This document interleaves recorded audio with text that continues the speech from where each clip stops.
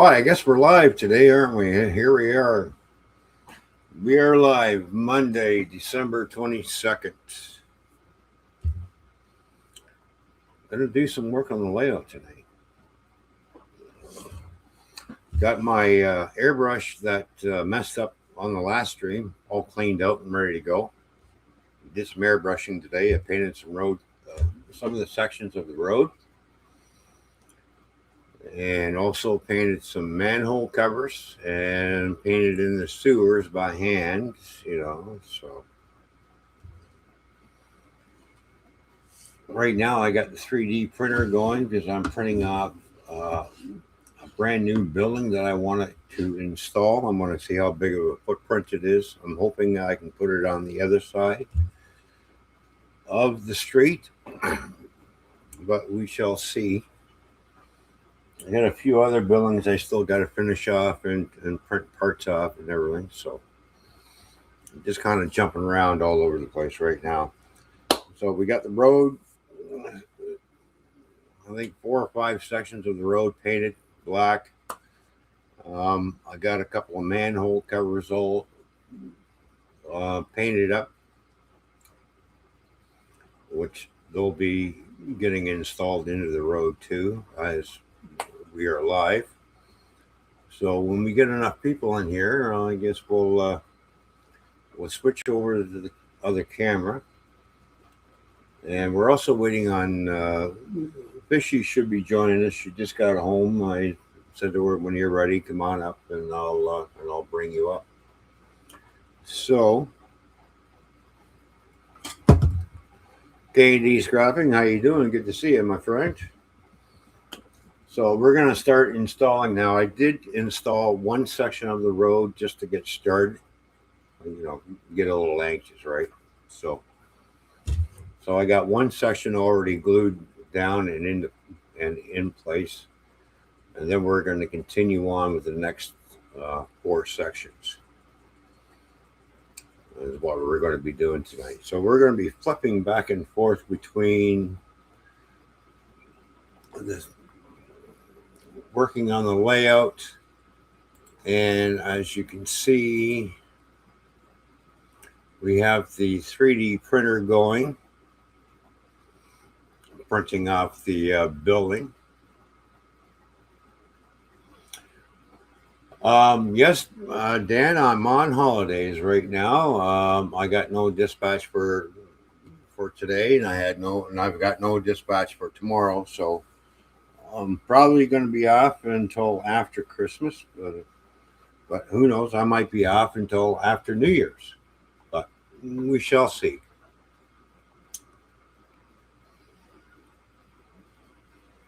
So what I'm putting off there is a merchant's row. It's not my design; it's someone else's design. So I've had a few questions asking me, did I design the road system? And no, I did not design the road system. Once we get enough people in here, I'm going to show you the person who's designed everything that I'm printing off right now. So we'll go back to the other camera so you can see my ugly mug.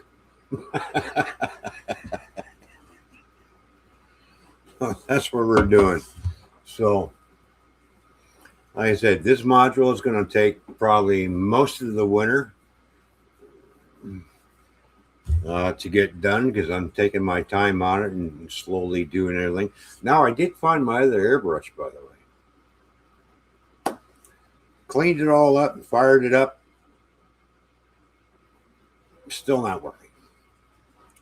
So I got to do a complete teardown. I got to gut the whole thing, take it all apart exactly, and find out where it's clogged up because I'm getting back flush. So it's plugged somewhere in the front end of the airbrush. And of course, it's got, that's the airbrush where I have my 0.5 needle in it to give me a nice wide spray, right? So for right now, I got to use my 3 mil,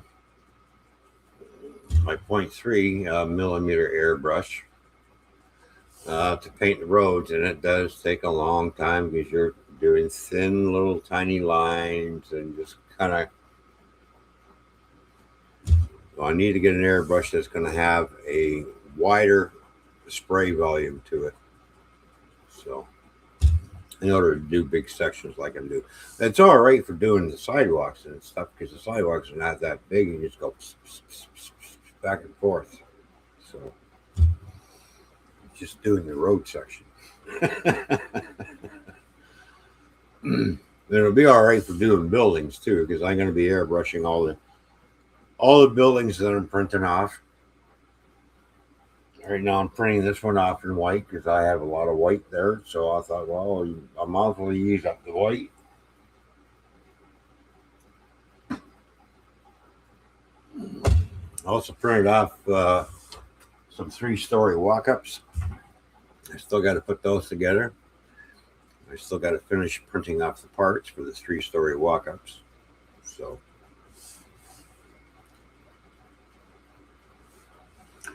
Don't forget to hit that thumbs up when you come in or when you leave. It's muchly appreciated.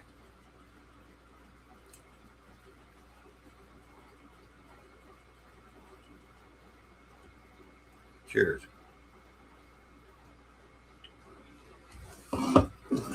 So I bought some more thinner today because I'm really thinning out my paints in order to make the airbrush flow nice. So I've got everything thinned out nice, all my different colors that I used. I have flat black and I have what they call the weathered black as well. Really not much difference between the two. So the brand of paint I'm using is True Color. And we have someone in the basement, and we're going to bring up the beautiful and one and only lovely Fishy. Hello. This feels weird. I'm on the wrong side. How are you? You have me on the wrong side, and either way, we're squished. Oh, hang on. We're not squished. Now we're not squished. There. I mean, it's up to you what you put. Now I got you on the right side. Oh, you got working on a layout part 2 in your title, huh? Yep. I mean, your name. Yeah. Oh, there's Katie scrapping. Of course, that name's not showing up too bright. I wonder if I can color that in. What? Oh, there we go. Yeah, you put you there.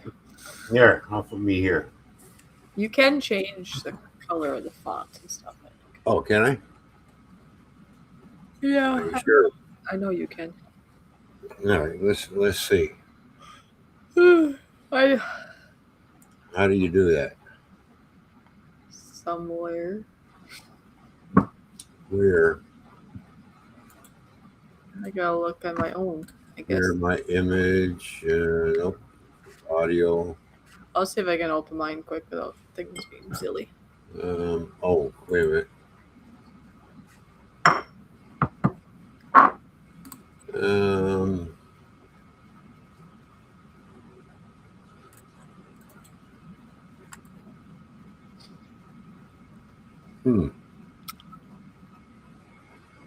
What does that do? Okay, on the side. Yeah. Are you looking at the graphics? Oh, graphics. Background. I'm just looking myself. Maybe it's not in graphics. Default graphics. Oh. No, that's not it. No. Okay, it must not be in there because I know it's captions. No, not captions. Is it background? Let's see. Not background. Oh, well, there's the background. Hey, look at that. I like that background.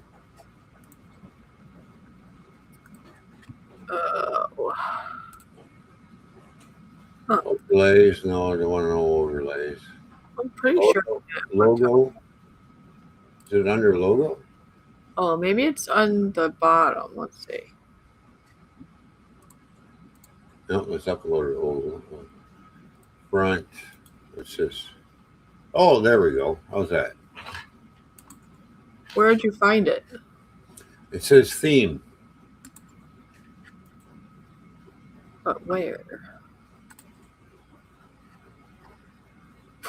Which heading did you use? There's graphics, captions, notes, chat. Oh, way down there. Theme. Yep. My ball was in the way. I couldn't see it. Base. So there you go. Now you. Can you make it bigger? Can I make it bigger? Yeah. I guess I should have stayed in there and looked. I don't know. Let's see. What's the primary color? Let's see what this does. Not doing anything. Oh, no, get out of there. Oh, primary color is black. Let me see. Blue.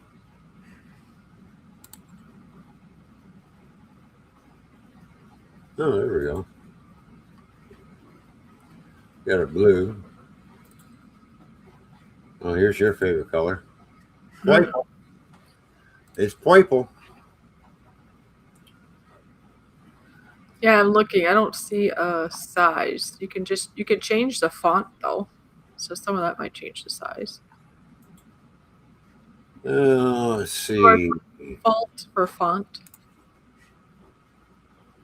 So at the bottom, if you click on that arrow, there's other fonts. So some of them might be bigger and easier to read.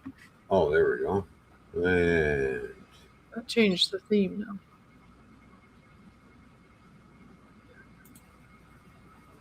there. Oh, there you go. That's better. There we go.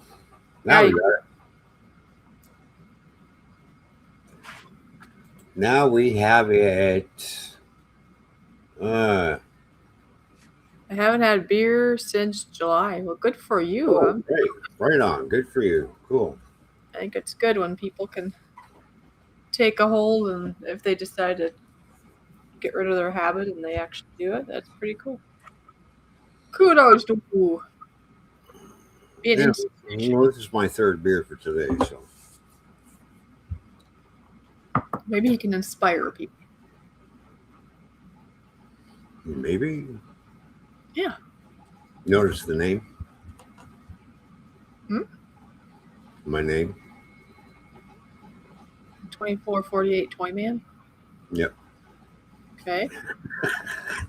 I am 2448 Toy Man. On the RWC Toy Man's channel. Why did you do that for? Why? To let the little, pardon my French, little fucker know I'm still around. I don't My care. channel. I don't think they care.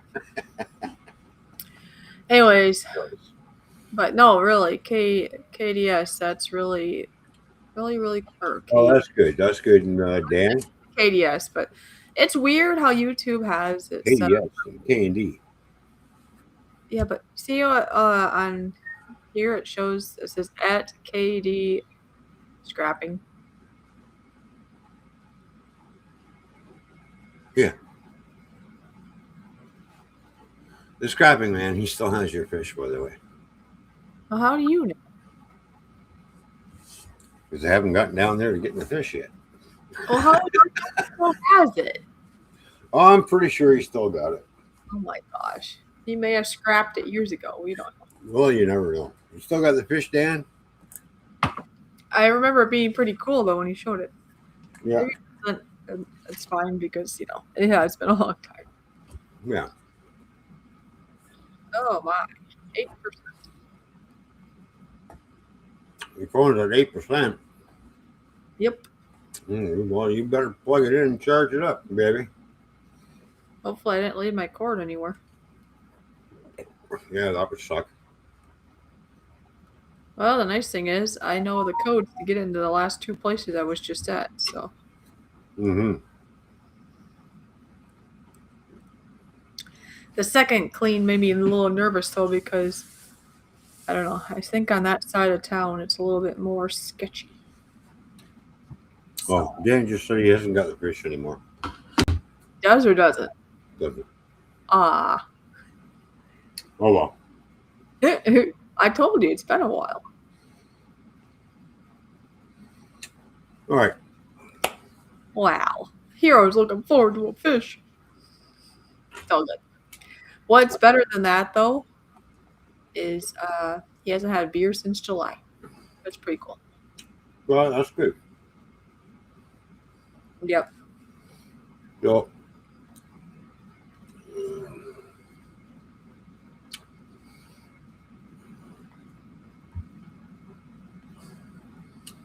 over on Thingiverse here, and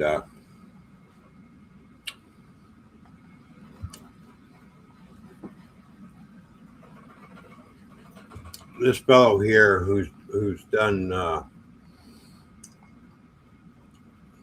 I'm not going to try and pronounce his name because I'll probably butcher it up like crazy, anyways. So it's over on Thingiverse where I'm getting my 3D models from. And I come across this road system that he designed. This is what I'm using to do my street running scene. Because I did have there was a question asked me if I designed it or did I download it from Thingiverse. Or no, yeah, so I downloaded it from Thingiverse.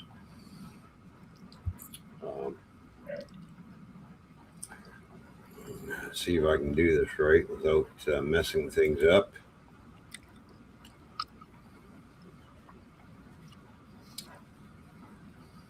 Oh, there we go. I'm going to screen share that.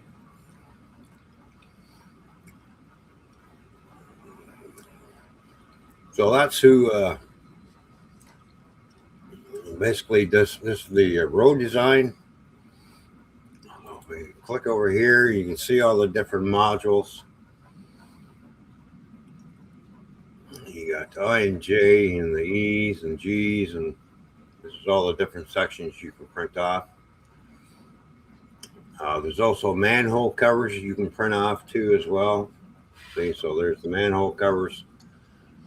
Holes for traffic lights or stop signs are right here. And then of course your storm drains. I guess when the guy did the line down here, he did the line basically for parking on either side of the street. So that's why that road was embossed. But I filled that in as much as possible. So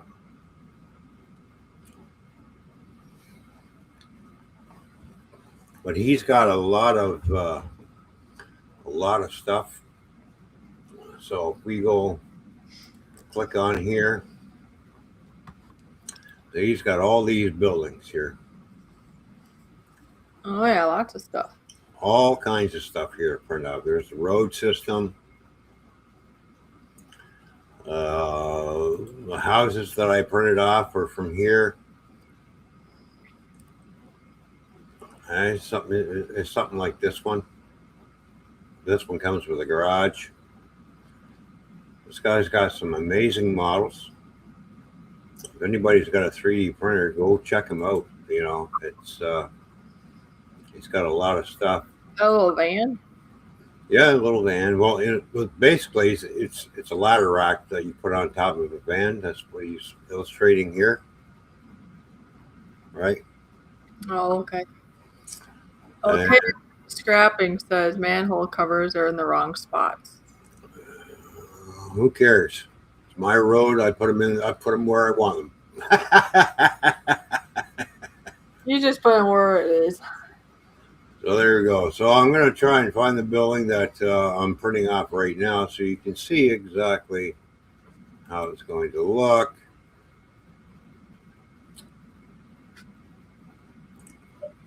Down here, around here, Thumbmeyer. This guy's got a lot of stuff. I really like what he's done here. So I've already used a few of his files. So I can't take credit for his design. So, oh yeah, I think no, that's not the one. Is that the one? No, that's not the one I'm printing off.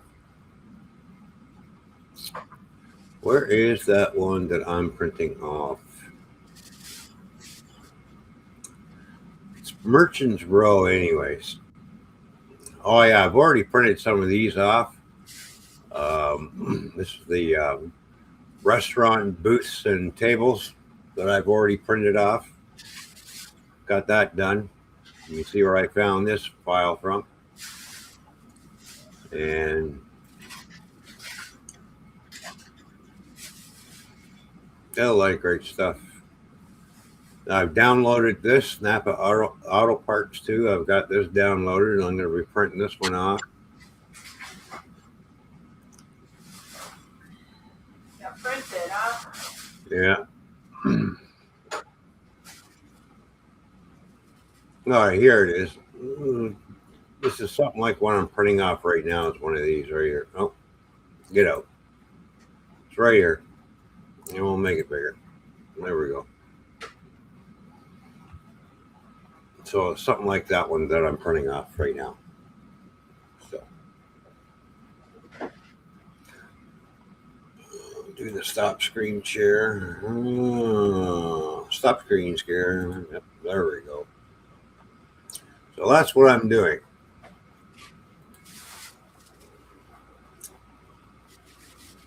That's what you're doing?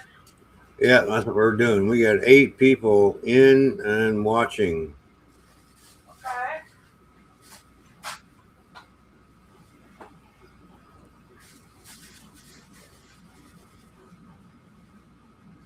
All right, Dan. Well, thanks for stopping by and saying hi. Merry Christmas to you. Have a good New Year's.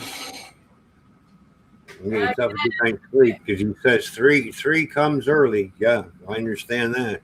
Well, Andy, again, congratulations. I'm very proud of you So, for abstaining from the alcohols. That's good.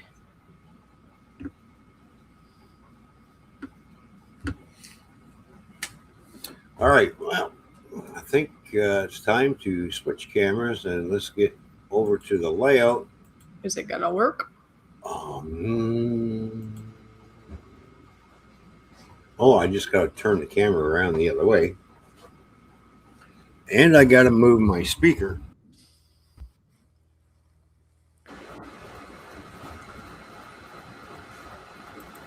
And nothing's messed up.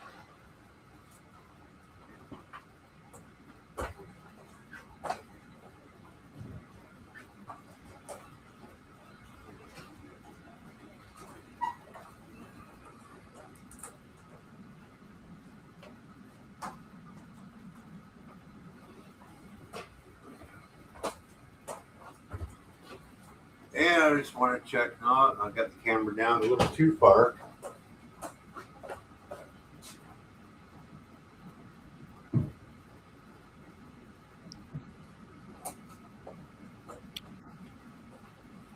Okay, there we go.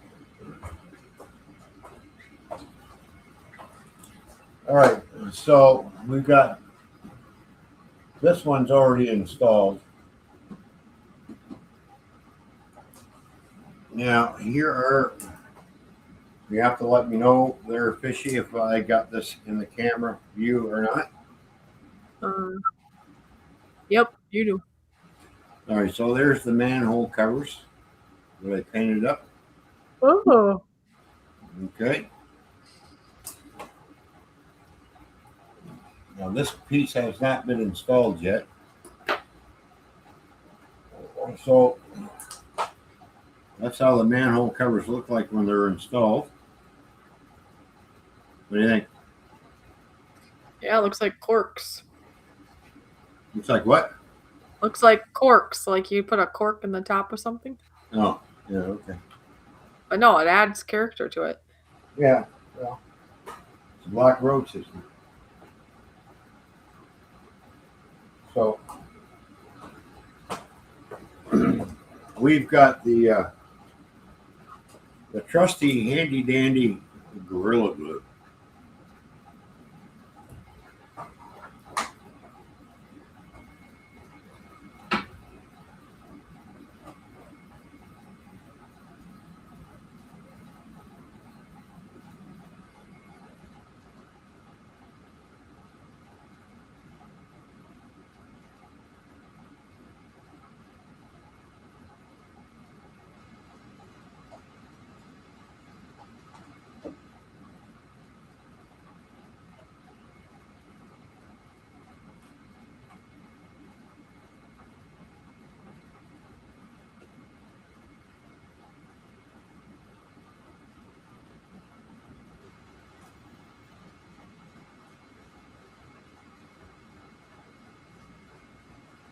thing is, you gotta make sure you get her in the right spot the first time.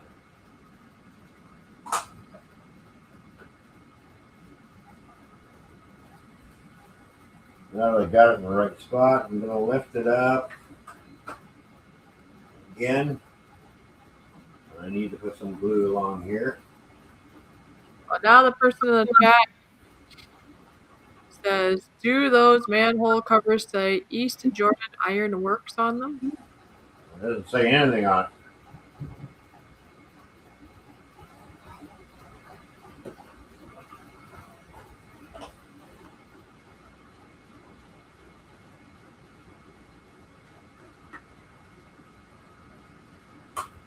Get in there. There we go.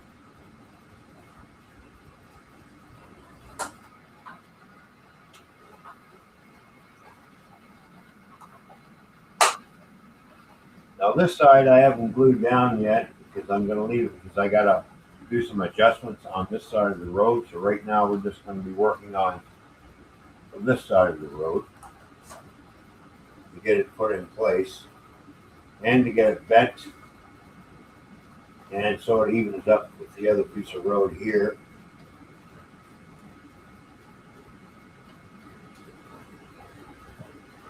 I'm going to put the cap back on for that. Starts drying out on.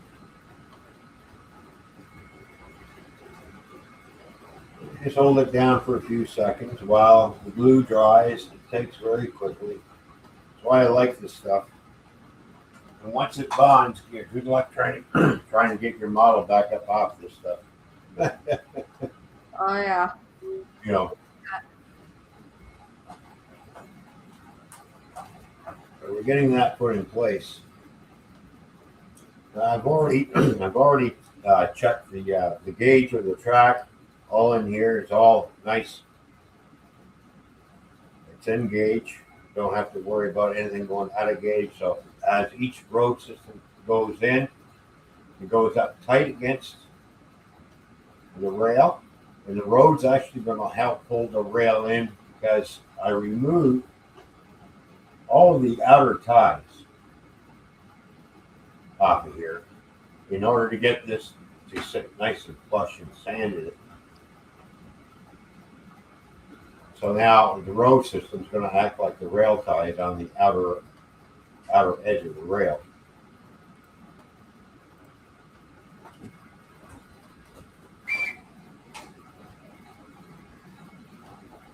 Now I did bevel the sidewalk down a little bit. It comes down, just beveled it, a little bit of a bevel. And you can see how it's going to look.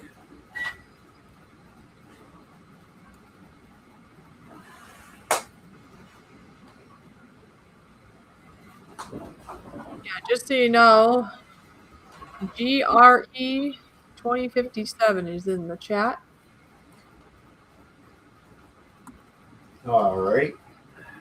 And they say, Merry Christmas, Toyman and Fishy, from your neighbor to the south of the border in Michigan.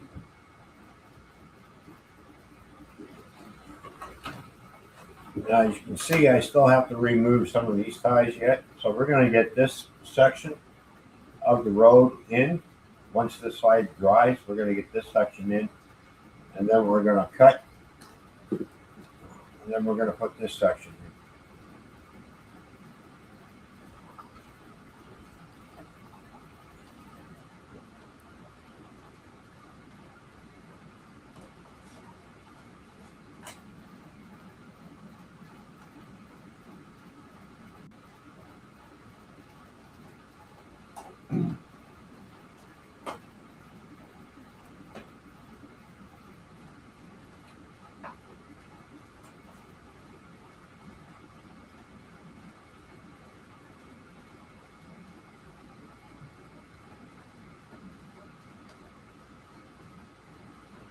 And remember, don't glue your fingers till you work.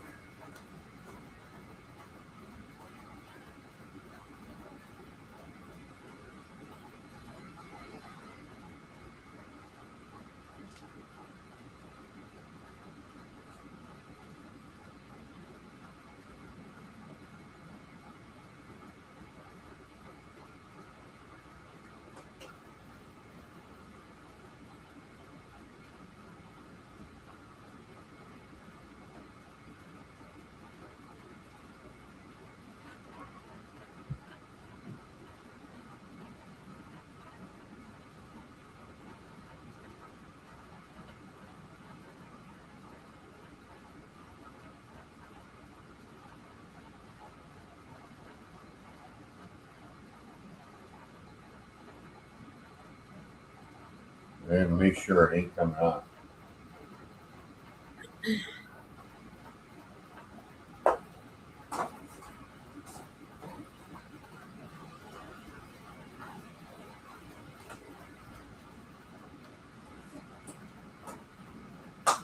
Wipe off some of the excess glue that come out. Okay. Bend that down so we got nice smooth.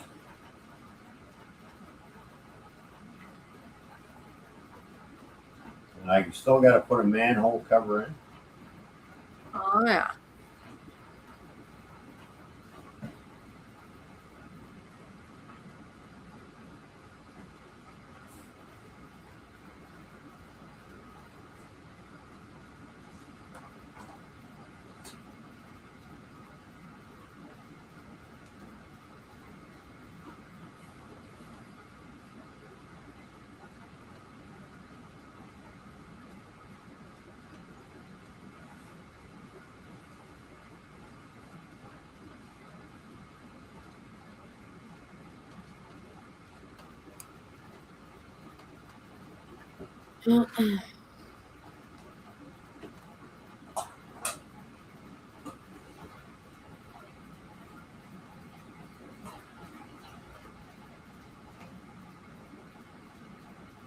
Don't glue your hands to it. What's that? Don't glue your hands to the railroad. No.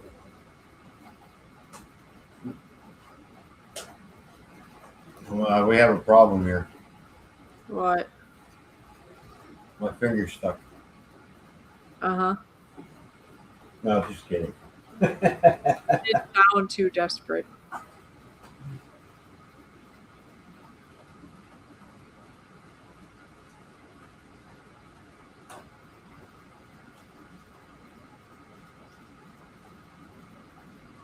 I probably am going to have to do some filling in certain areas and sanding, and then having to go over it again with the airbrush. But we'll see how it turns out. We'll just see how picky I get.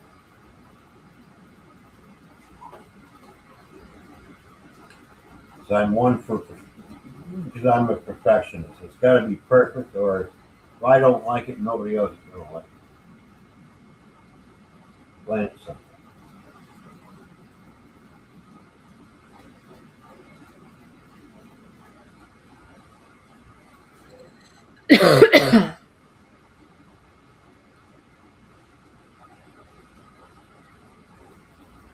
Okay, I'm just going to let the rest of that glue set up.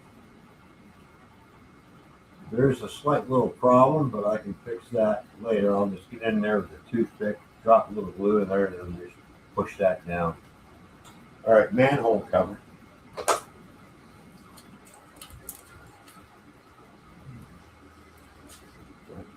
Manhole cover.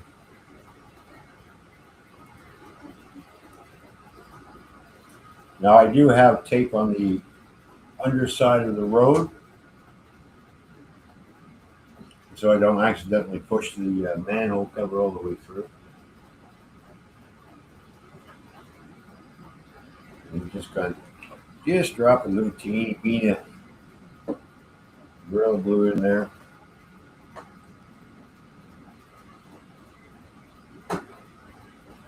And just drop it in place. Don't push it down because the glue will suck it down. There we go.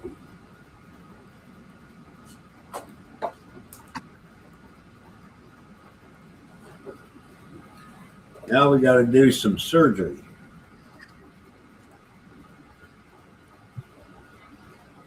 Really? So I got to mark how many ties I got to cut. I got to cut to this tie here.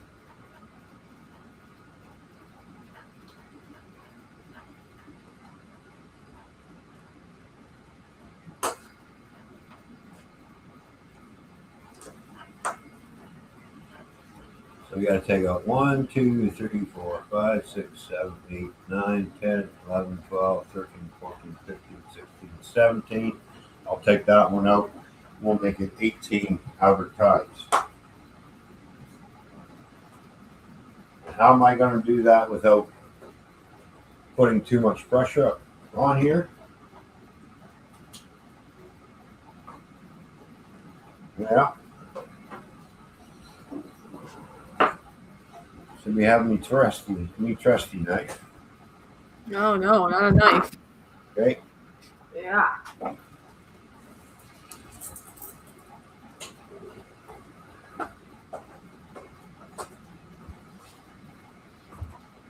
Let me know if you can't see what I'm doing. You let me know. Okay. All right.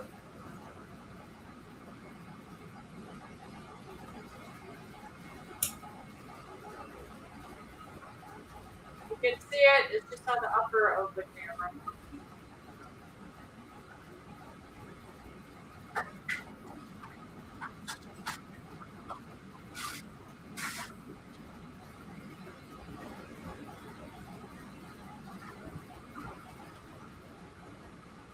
That allows me to get in there nicely, and if I angle it right, just right, I won't have to do any sanding back in there.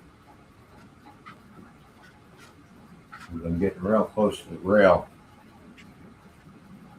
and just cutting out each tie.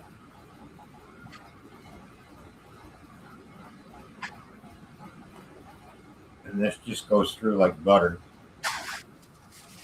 That way I'm not pushing any force on the rail because I don't want to break any of the clips on the other side of the rail, which is called the fish plate. So Yeah. I want to keep those fish plates on the other side, on the inside of the rail intact. Don't break them.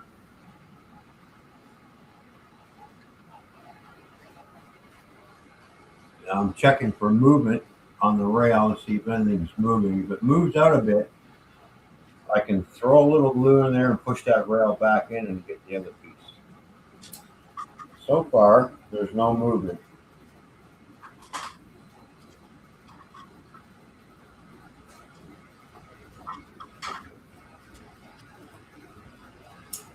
And heat that knife up enough.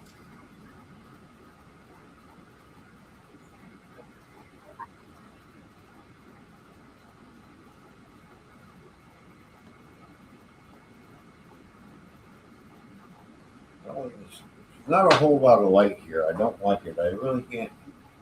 Because I got some light bulbs burnt out, but apparently I can't replace these bulbs. So I don't know why.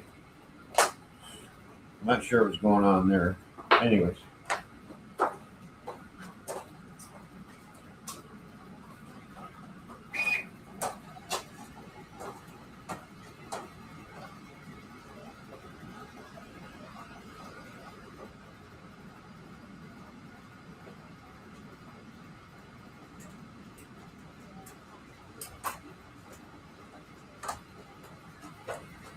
Let's see what happens when we add a little more light on the subject.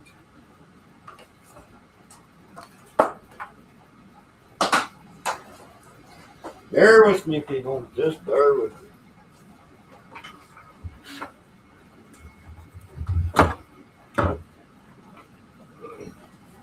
You think maybe I should make my work area bigger?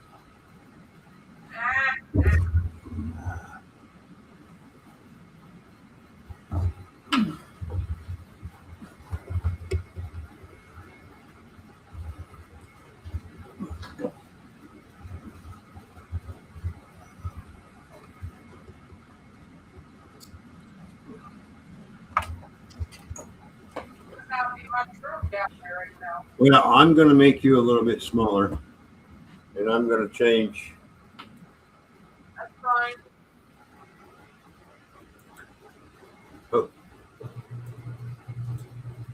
There, how's that? That's better. That better? That way people can see what I'm doing better. Yep.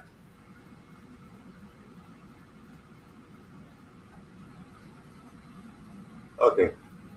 Or how's this one? Oh, there, you're down in the corner. There, we'll go picture in picture. That's fine. However you want to do it. All right.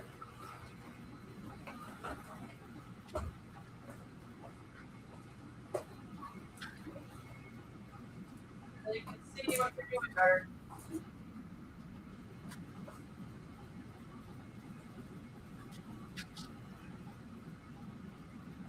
Just repositioning the camera so people can see exactly what I'm doing.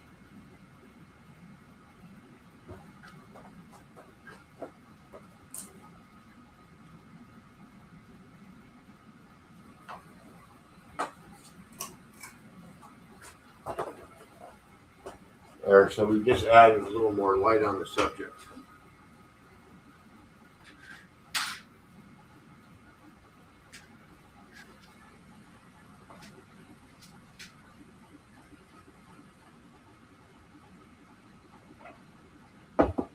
Okay. Back up to the tie. Back to the tie removal. Yeah, it's just at the top of the camera, but they can see it.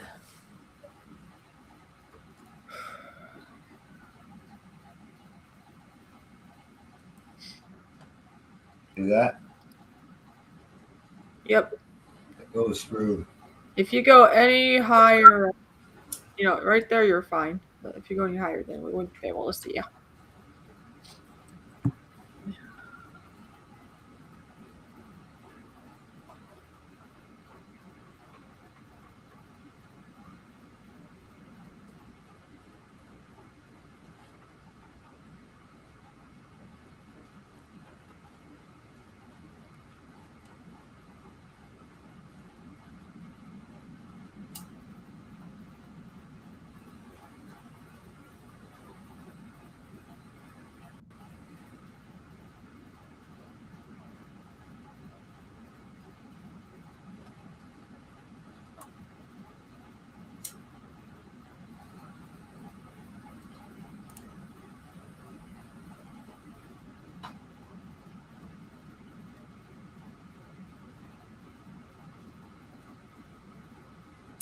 Starting to smell like plastic in here. I wonder why.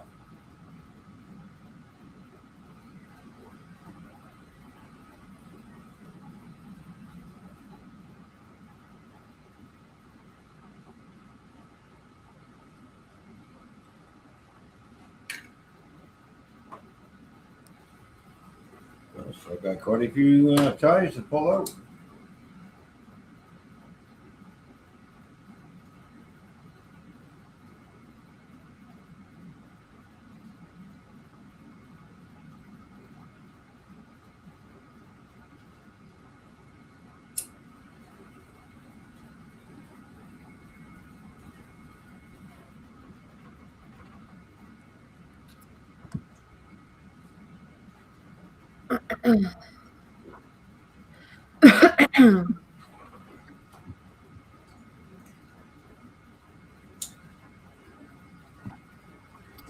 I'll be back in a bit.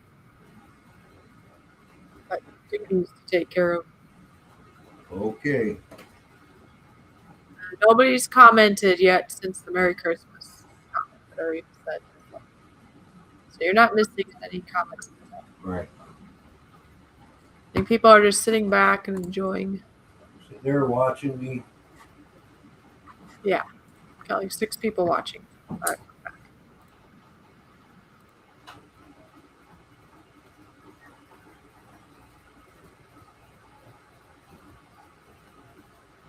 Well, I didn't quite cut that one right.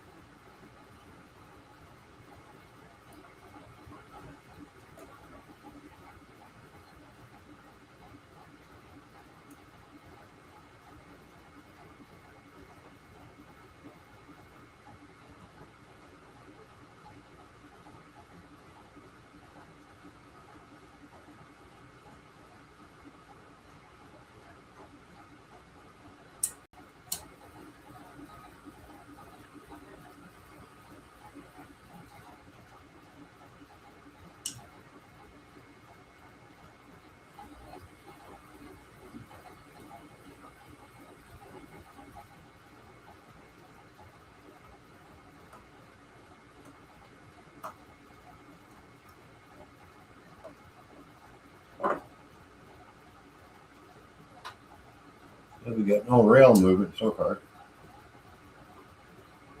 which is a good thing.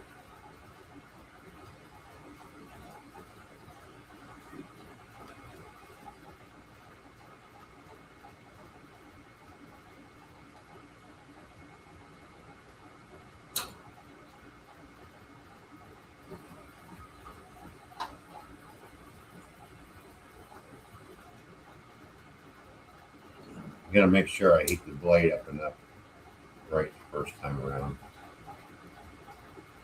Get it good and hot.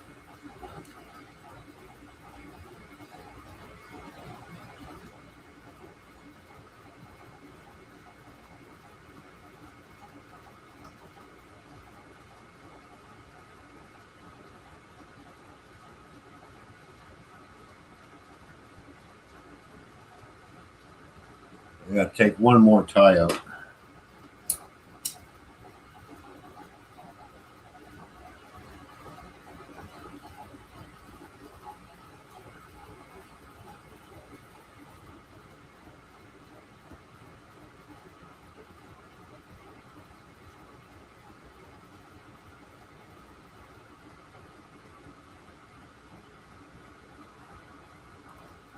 Okay. Now I'm going to check, make sure the road is going to be sitting up against there nice and flush.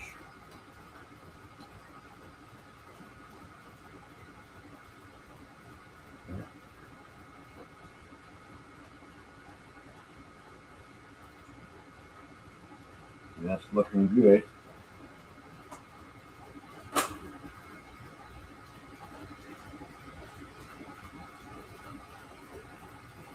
Okay, so I got no rail movement at all, which is good.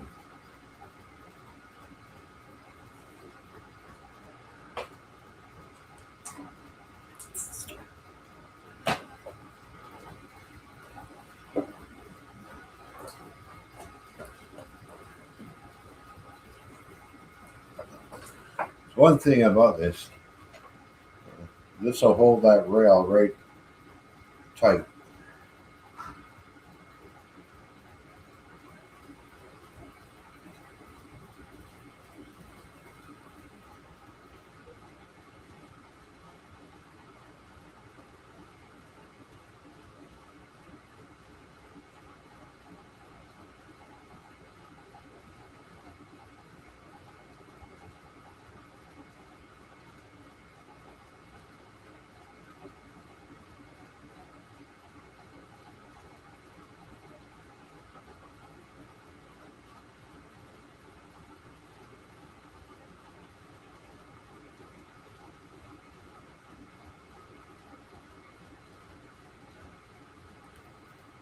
See the tape that's there, and that's to stop the manhole cover from going all the way through when I put it down.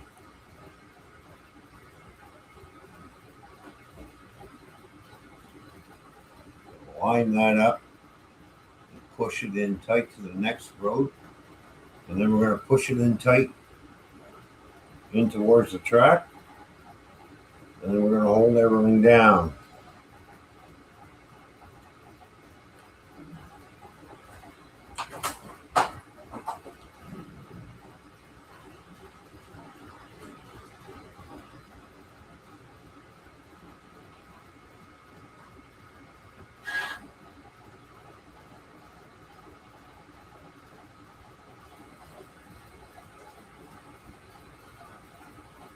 And I'm checking the gauge of the track to make sure it's okay.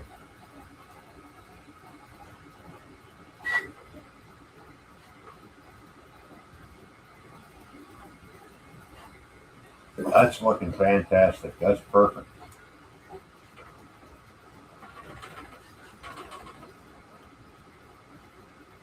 That's looking good. I like it.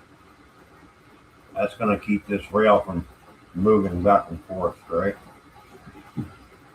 It's going to hold that. Road's going to hold that in there nice and tight.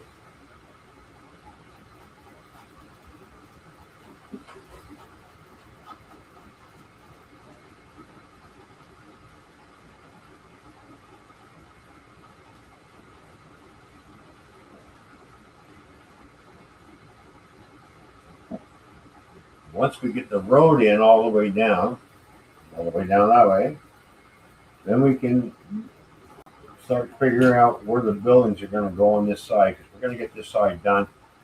Once this side is finished, then we're going to continue and we're going to move to the other side and do the same over here.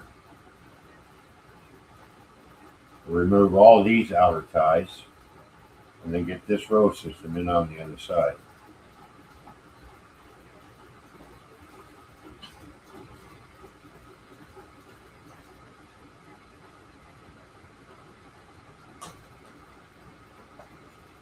And then I'll get my weathering powders out and weather up the sidewalk look. Now I hadn't painted this the concrete color, but it's going to need another coat. I could probably airbrush it, but then again, I'm going to have to clean the track, right?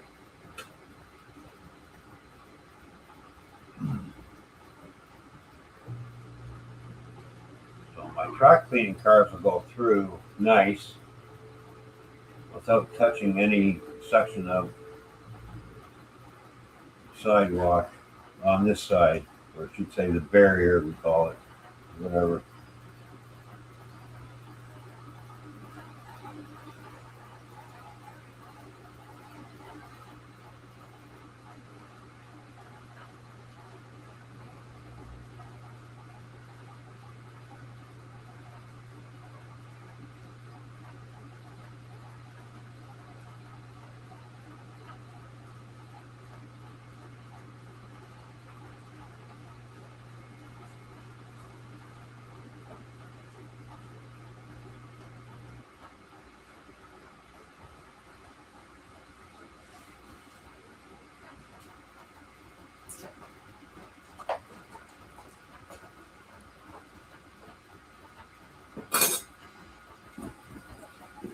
Yeah, we're getting another manhole cover put in.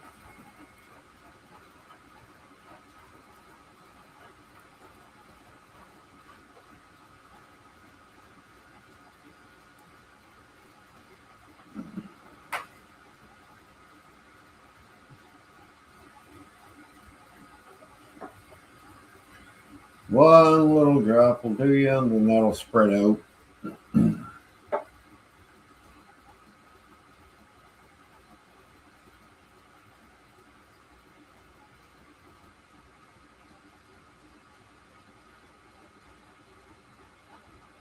There you go.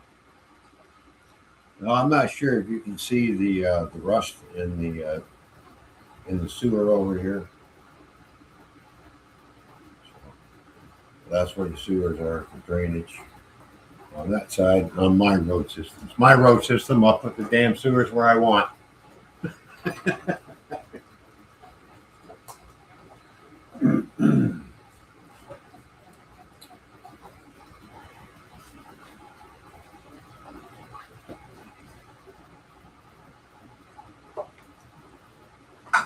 So we have one more piece of road to put in because I still have to airbrush the rest of these.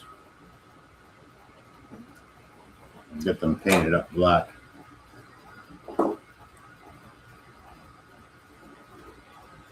So I just take the rest of these ties out right here. Bing, bingo, bango.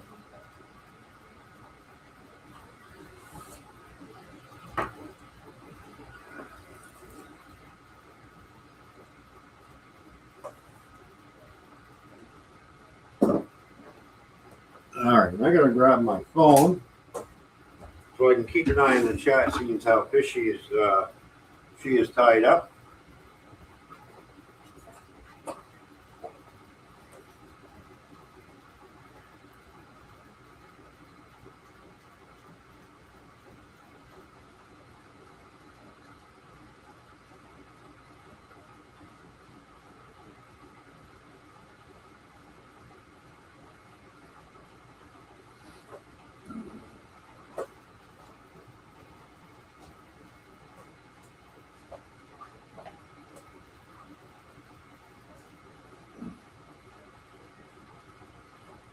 GRE 2057. How you doing? Merry Christmas to you, my friend.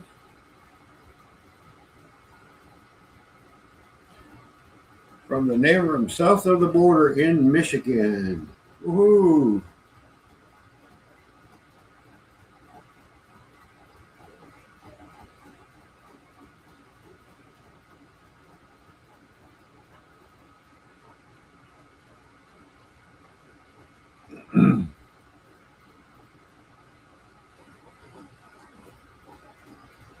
All right. What else we got in here that just joined us? Oh yeah, the signing streets. That's all I'm going to say. The signing streets is here. What do we got? Another. Got the manhole covers in the wrong place.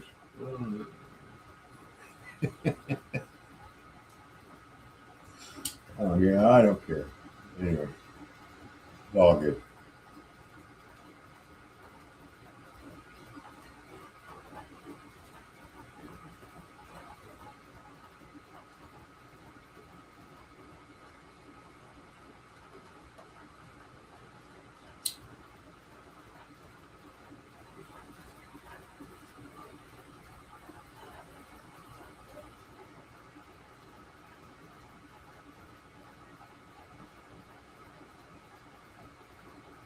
I don't even have to do any sanding because I'm basically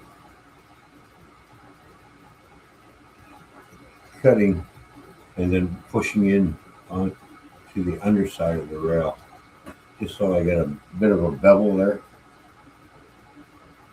And making sure all the plastic parts are off.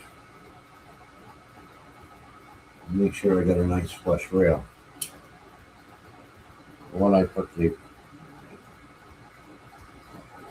straight nozzle up against the rail, and it'll still stay in the same spot. And of course, we always check the gauge of the track to make sure it's still there. Engage.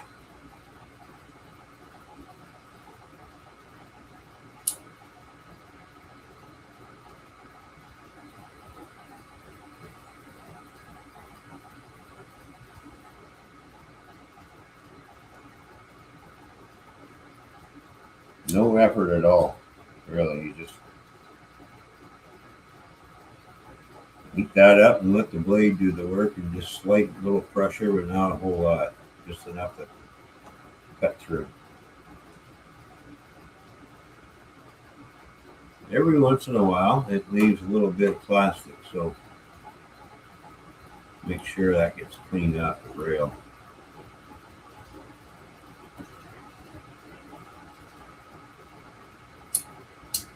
And I always like to use the knife to go up against the rail to check to see if there's anything sticking out that might hold the row system out. Let's make sure it's nice and flush.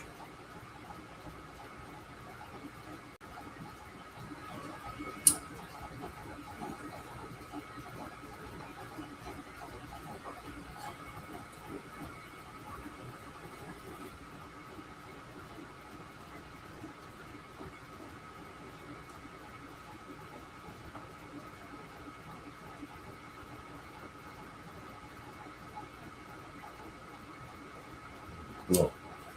So far, so good.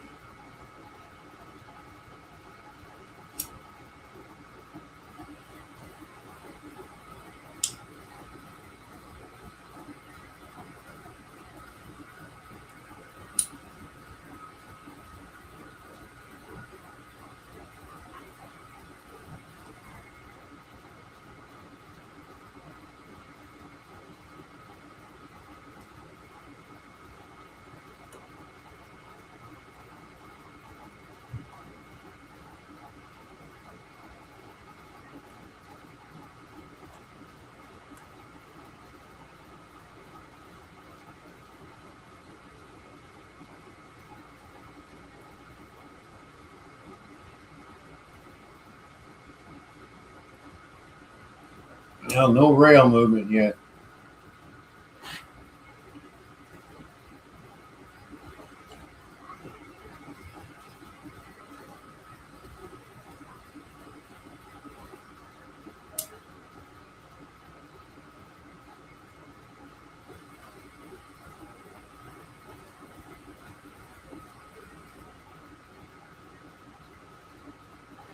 Oh, I didn't heat that up enough.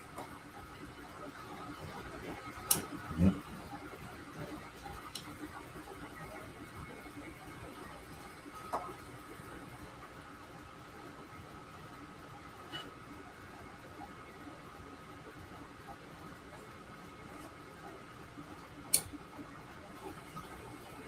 Takes a bit of time to do, but I'm in no rush.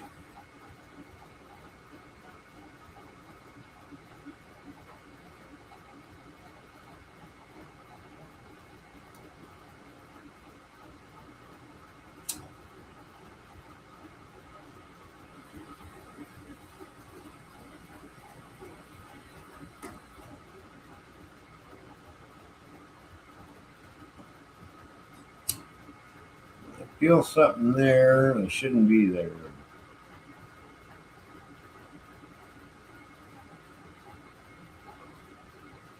Yeah, there we go. Out you come.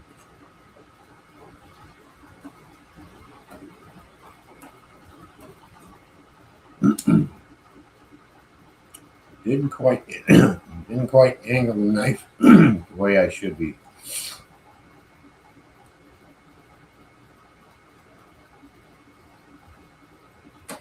There. Pick that little bit of plastic off. There we go.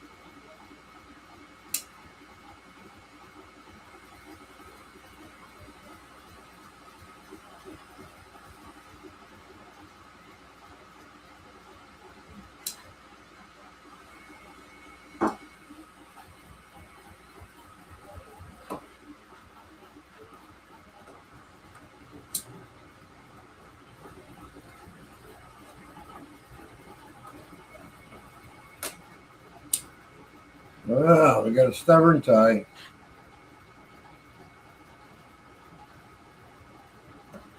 There we go. Now I'm going to check for rail movement.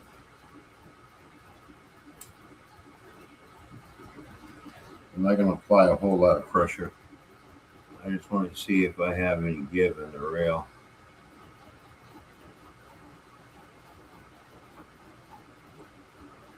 Yeah, there we go. No give. Perfect.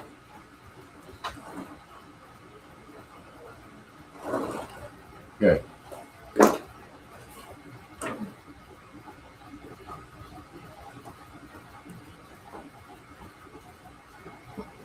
Well, we Houston, we have a problem.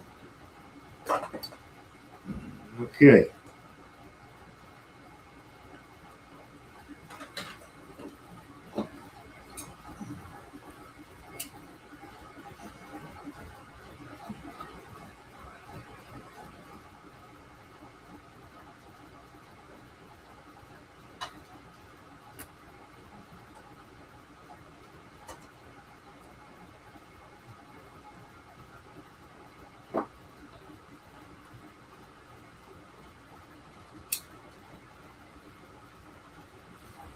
Yep.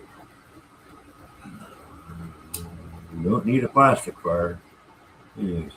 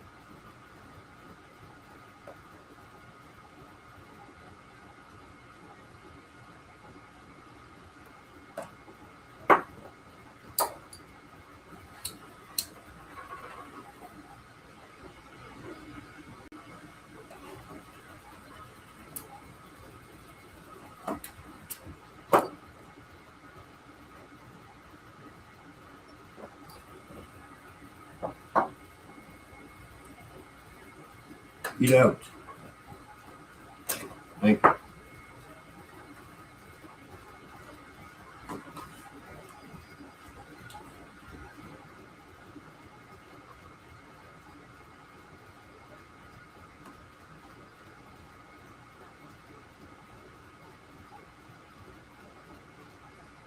Beautiful.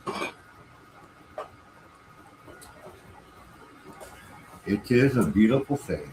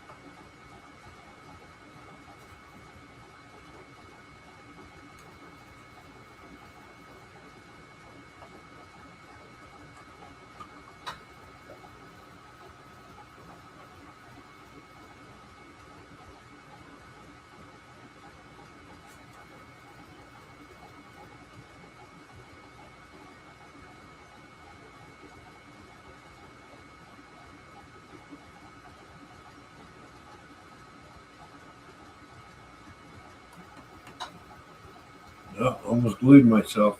Oh well. Gotta go over the sidewalk again, do some touch ups. It's okay. Still looking really good.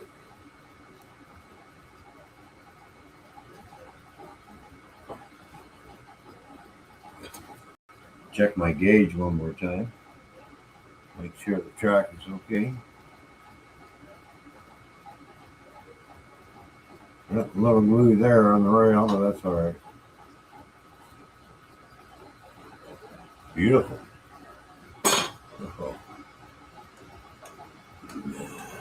That way we got no movement at all. That rail won't even rock back and forth now that everything's all up against tight.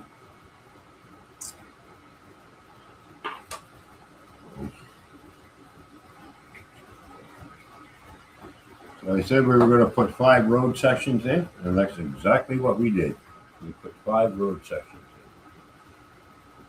in. A small one here, that section. And these 2, 1, 2, 3, 4, 5. There we go. 5 road sections in for tonight. Oh, and a manhole cover. Can't forget the manhole cover. There we go.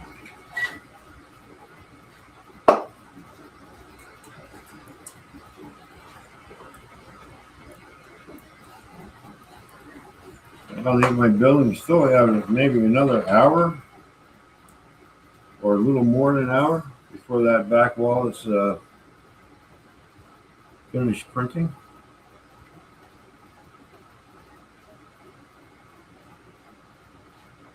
There we go.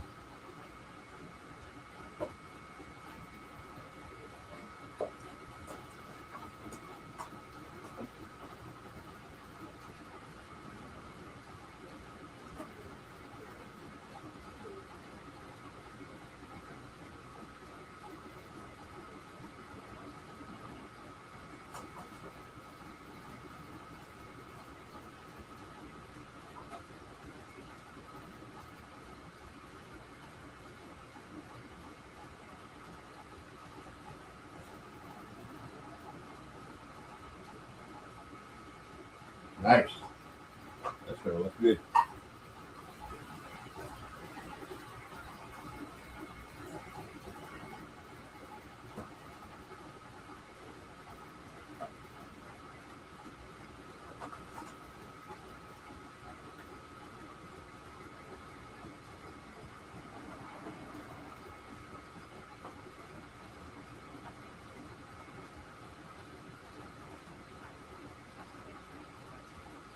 Yeah, lots of perfect.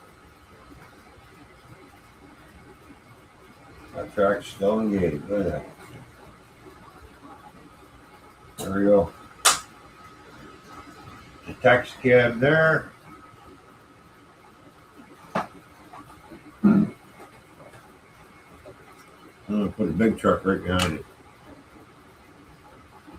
Gives me just enough distance between that big truck and that locomotive.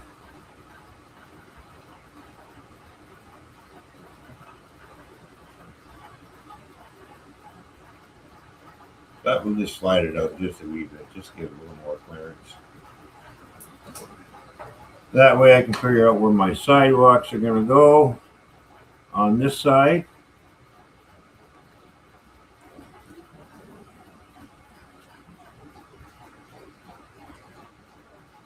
And see if I have enough room to have parking here. Make sure we got everything. Yep. Here we go.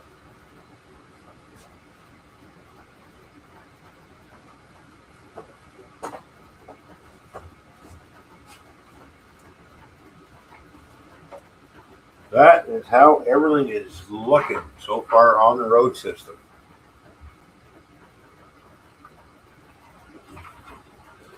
Oh boy, Fishy must have fell in the toilet. Just kidding. Oh, Canadian Locomotives here. How you doing? Canadian Locomotive Logistics. What's going on? Good to see you, my friend.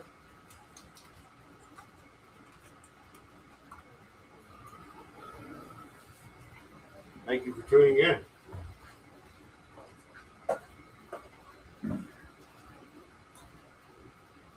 That's gonna look really good.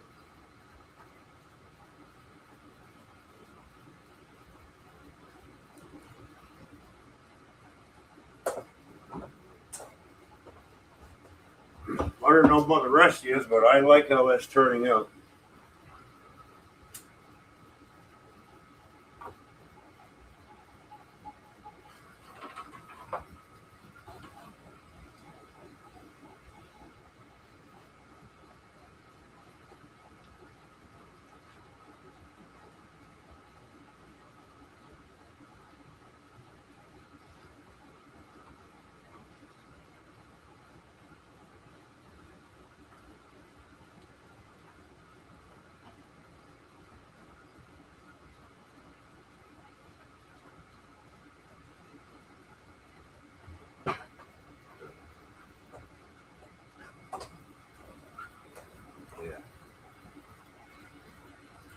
That's my Badger paint mixer, by the way.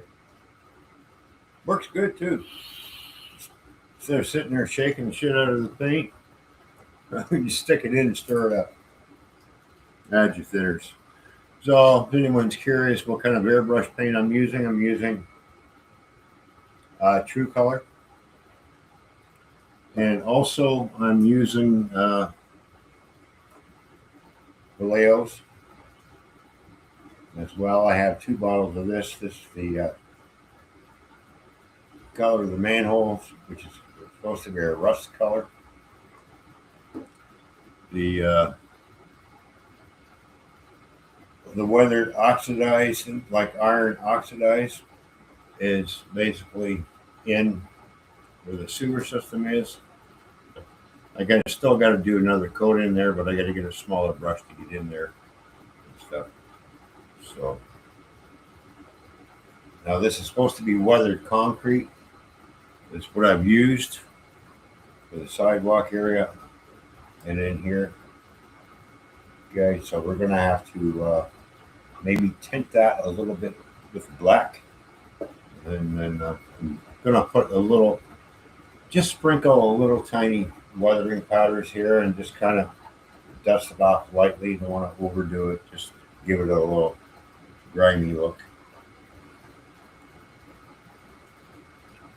And then maybe if I can mimic it the right way, probably oil spots beaten, dripped off by the locomotive on here. Something. And same with the road, weather up the road a little bit more. So this is called weathered black. This is why I spray painted or I should say airbrushed the road system. It was great. I did print it off in black. There we go. And I filled that little line in here just so it's not, you can still see it, but oh well. It is what it is. It's still going to look good.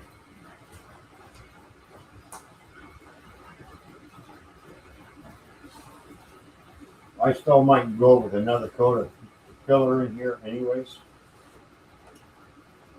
We'll do a light sand and then do a patch repair, airbrush type deal, like what you would see on a real on real roads. You can see where they patched the asphalt.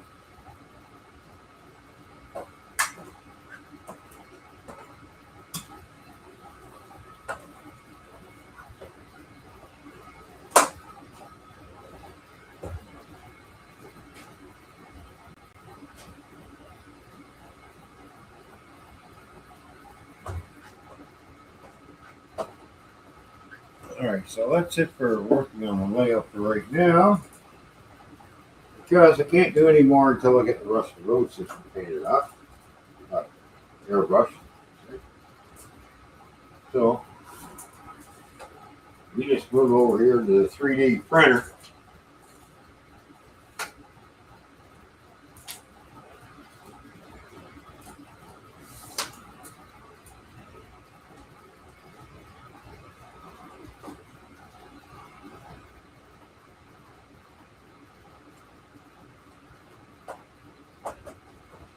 Make sure I got the camera aimed right at the up. There we go. That looks good.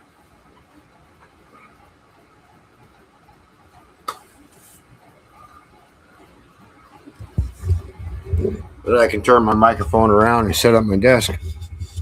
That way you guys will be able to hear me. So.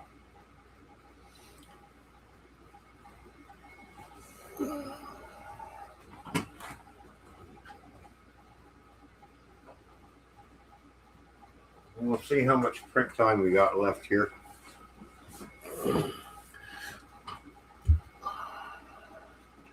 I'll just bring this up on my phone because I got the 3D printer hooked up to my phone. So I've got another hour and 6 minutes before that those 2 side walls are done.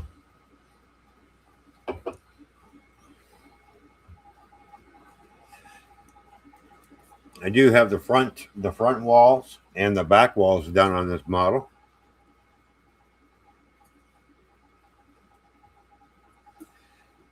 I have to do a little repair on the front wall because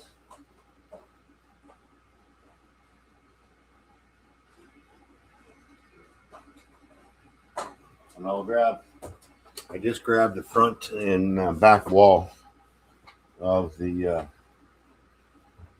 building that I'm doing. Something didn't quite stick. It let go. But if I glued it down and did a little work around there, it won't be that noticeable. So we're going to switch the camera here. There we go. So here's the front wall of the building that I'm printing. The problem that I've got is right here. See that?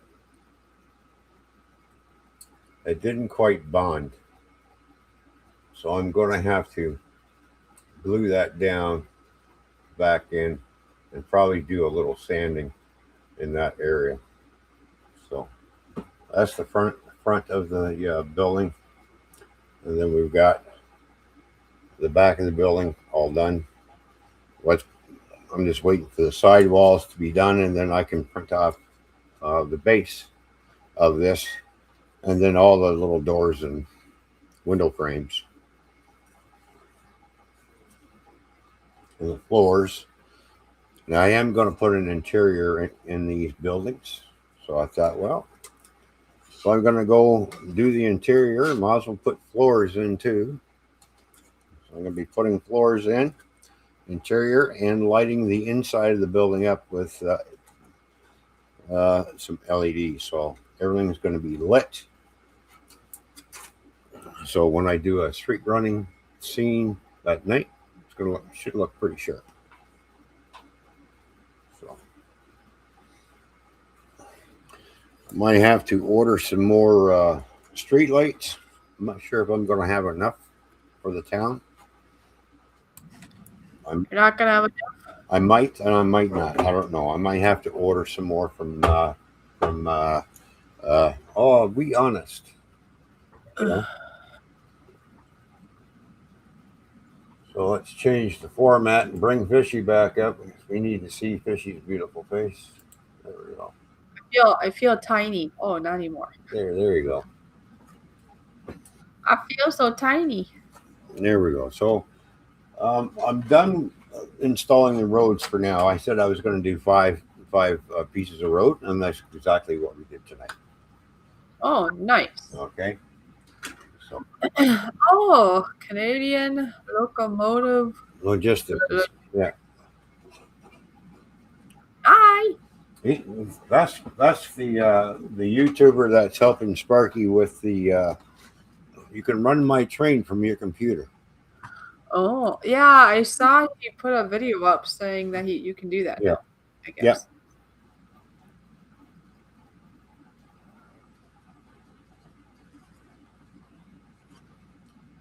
Yeah. So see the building I'm putting off. Right. That looks really cool. Yeah. Well, wait until I get it all painted up and looking half decent. Are you going to weather it too? Oh yeah. Yeah, because basically I'm not sure if I'm going to use these buildings or not. You know, these Merchant Row buildings I had on my old layout. These jobbies here. Oh yeah. That I painted up. Yep.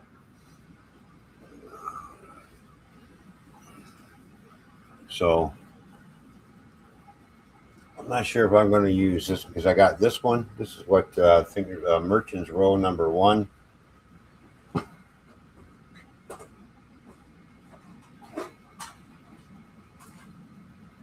And then Merchants Row number 2, right here. You see? Yep, I remember that. Yeah. So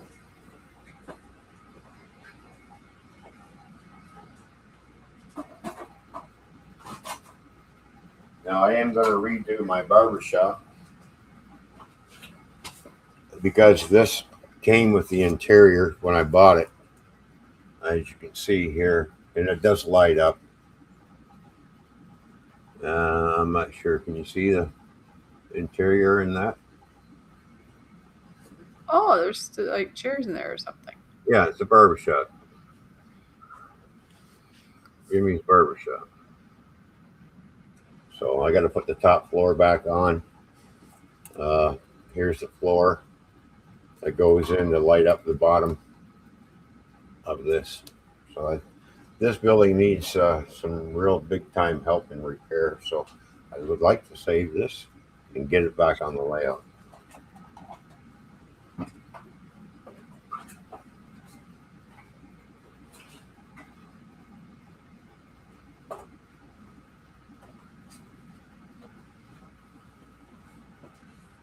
And same with these other buildings that I built. These basically sit side by side. Oh, there's some. Oh, And they light up, but I just put coverings in. You see. So there we go. So we're going to be reusing these ones. Some buildings I'm going to reuse, other ones I'm not going to bother with.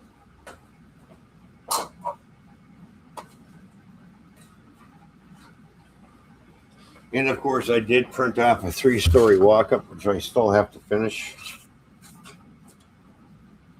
So here's the 3-story walk-up, the front of it, okay. an apartment building. And then here's the back. You can see these little cutouts here. This is for the balcony. So these will have balconies in the back. So it's not a very big building.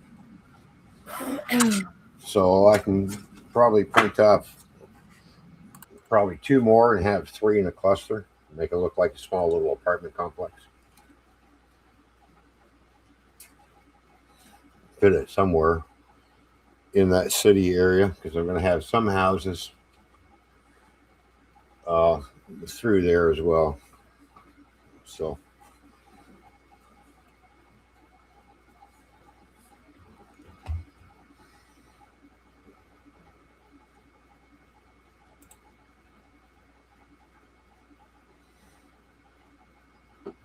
now we got 4 watching.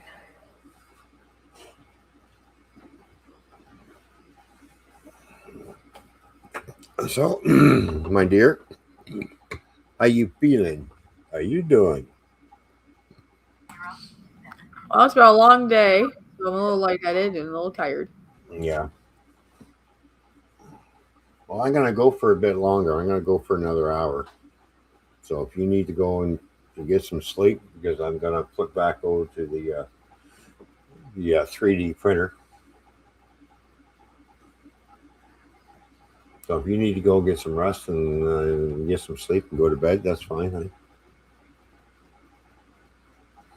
What's your plan for tomorrow?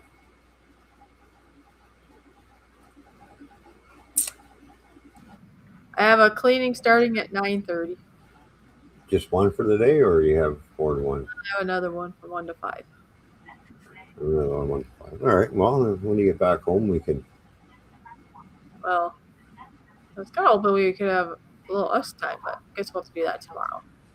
Yeah, we can do that tomorrow, honey. I just want to stream for another hour. Exactly 57 minutes. Just when that part will be done. So, layout update. Layout update. Working on the layout and a 3D printing stream. There we go. Something I haven't done in a while.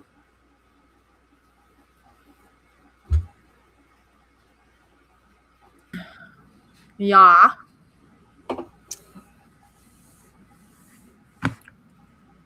Looks like you have, including me, you have 5 people watching.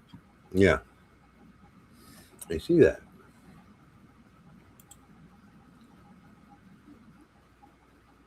And we got 9 thumbs up. Cool.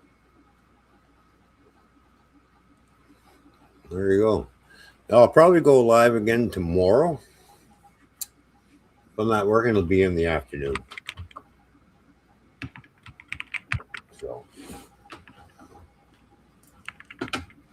that way, when Fishy's done work, come home, it's going to be our time.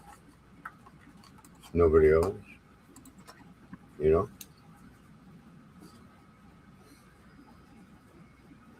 Mm-hmm.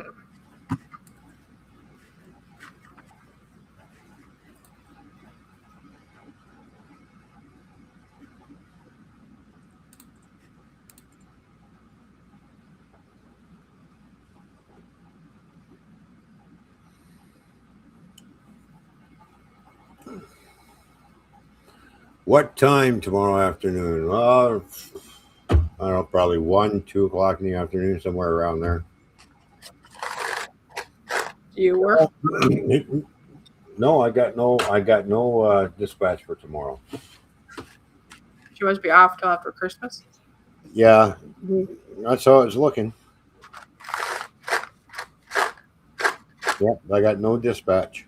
I check on my phone because they dispatched me on my phone, right? So I got nothing. So there are a lot of places that are shutting down for the 2 weeks.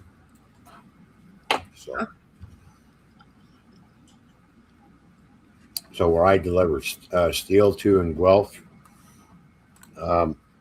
they're down until after New Year's. Like they're shut down for the 2 weeks. So, and same with the drywall. Of course, Home Depot and stuff will probably be open, but So what are you gonna do now then? Since you're gonna go for another hour. right now, I'm going to say goodnight to you, and then I'm going to call you on the phone. I'm going to go outside and have a smoke, but I'm going to put the camera over to the 3D printer, and I'll be back down in about 10 minutes. Talk about other things on the railroad. So, okay. Uh-huh. All right. So, Fishy going 99? Probably soon. Got things to get done anyway. Yeah. Well, get your things done. Are you going to stay here until you're back, or are you going to go? What are you doing? You want me to stay here while you go smoke? Sure. I can always throw the 3D printer on. Okay. Sure. All right. We'll switch cameras.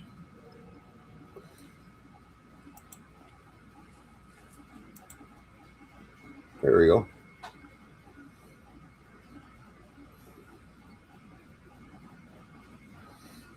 All right. I'll be back.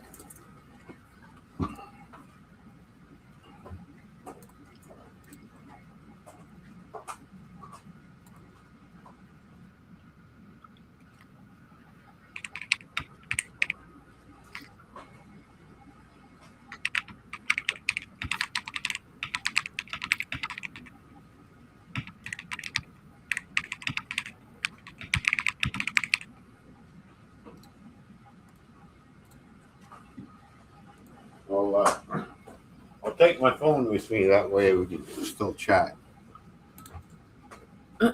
Okay.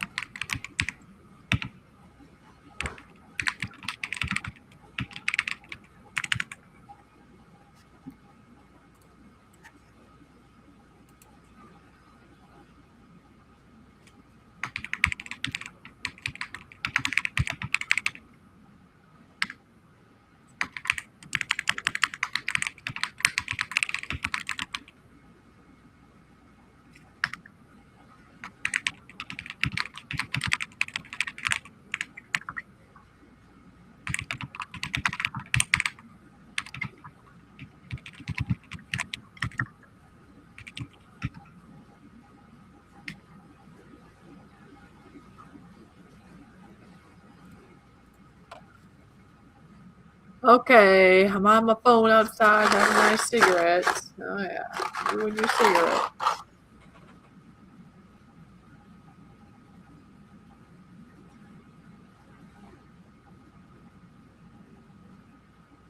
Printer's really going.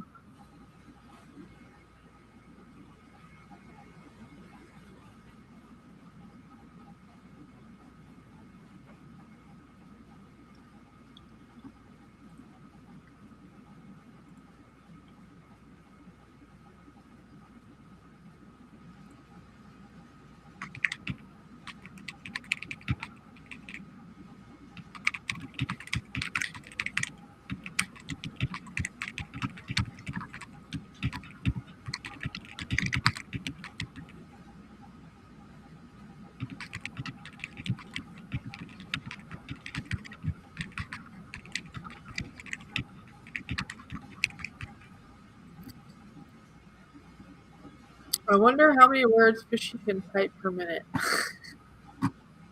Yeah, I don't know.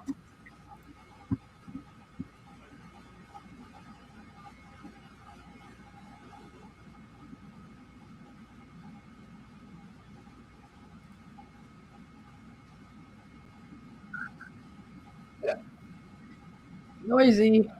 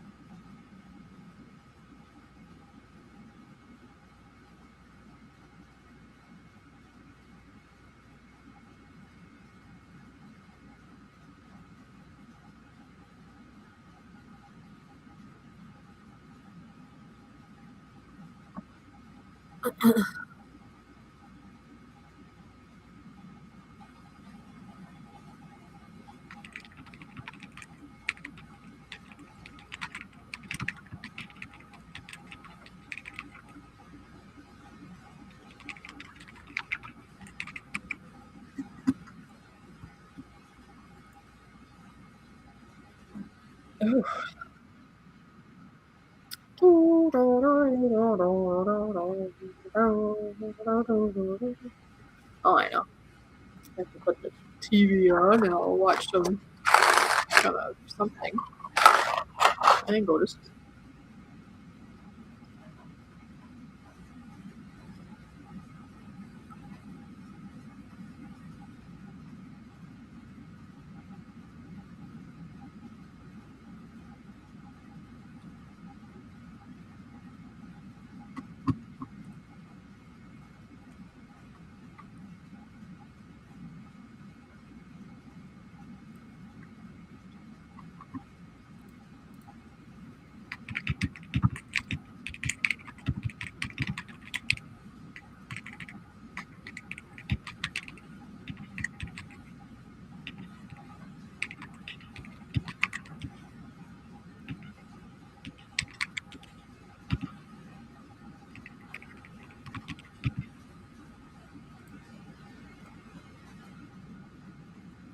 I have a bunny rabbit sitting right next to my T-Rex in the garden. I thought you were gonna tell me it was sitting by you.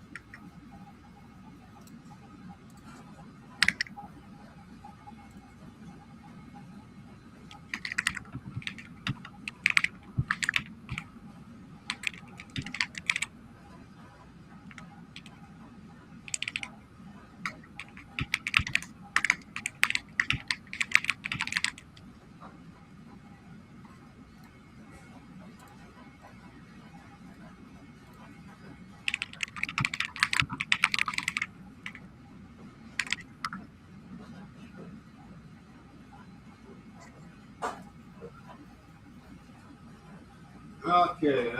Bunny rabbit.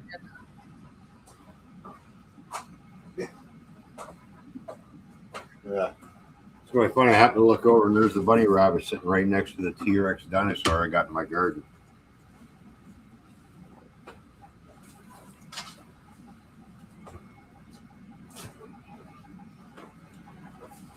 Even though T-Rex is about 2 feet tall. So, anyways, I kind of looked over and I thought, well, keeping Mr. T-Rex company. Didn't stay there long. No. No, because I was going to get a picture of it, and I started walking closer to get a close enough picture so you could see it. But he spotted me and kind of took off. So I have at least four to five bunny rabbits per night in the backyard.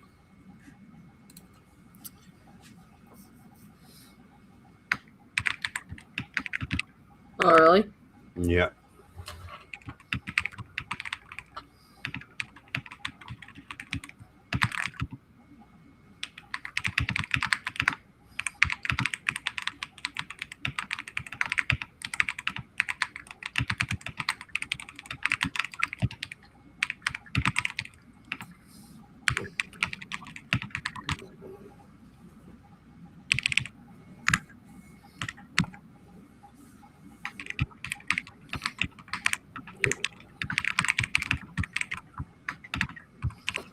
Yeah, there's a lot of buildings on that Thingiverse that I like. That I'm going to print off, and if anybody wants, as long as you live in Canada,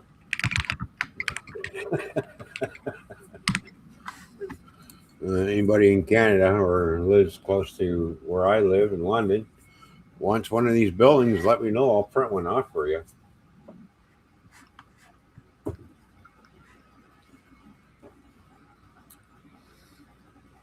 Get a free building. You just have to put it together and paint it. Well, there you go.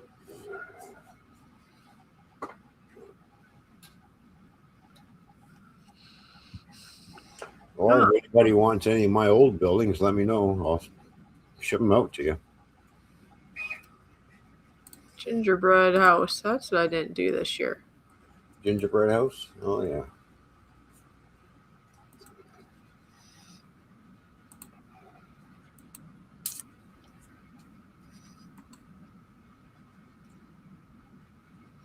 I did one of those once when I was a kid, and that was it. Oh, really? Yeah. Yeah, I ate it the next day.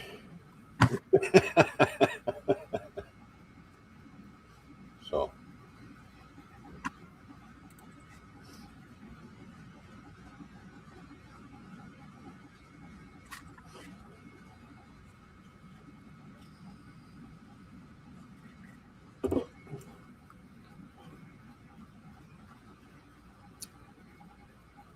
All right. Well, I think I'm gonna go. I have a phone call to make.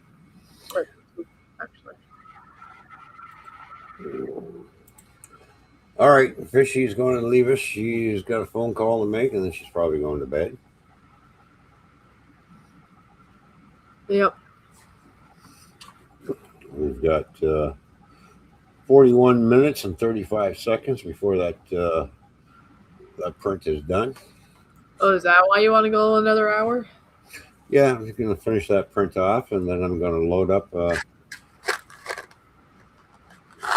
I got to print off the base next, and the base won't take that long to print because there's not much detail to it. It's just the base for it. But I like what this guy has designed because he's designed little tiny slots where the wall goes into, so you're not fooling around with joints. You just clip them glue them into the slots, and boom, done. No fuss, no muss. Easy peasy.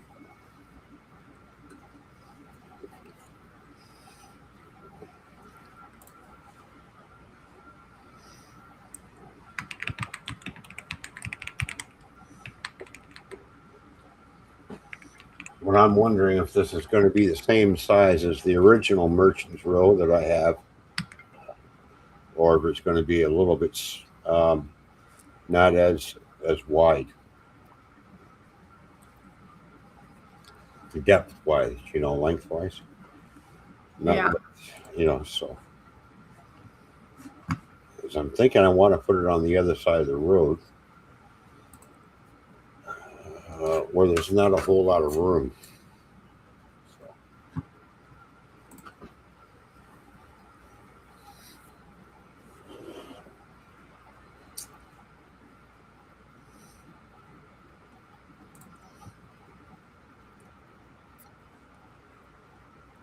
Oh, I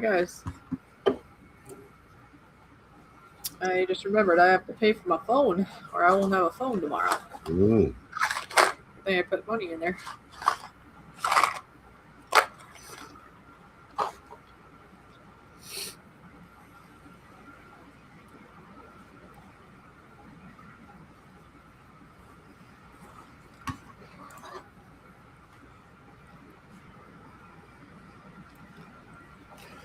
So I'm debating if I'm going to print more of these sidewalks off in this color, and that way I won't have to worry about painting. Just paint the curb portion of the sidewalk.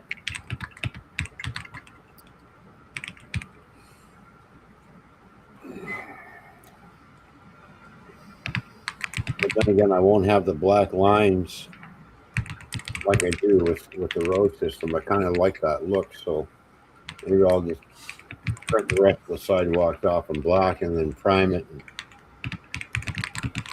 and we'll have our little separation lines.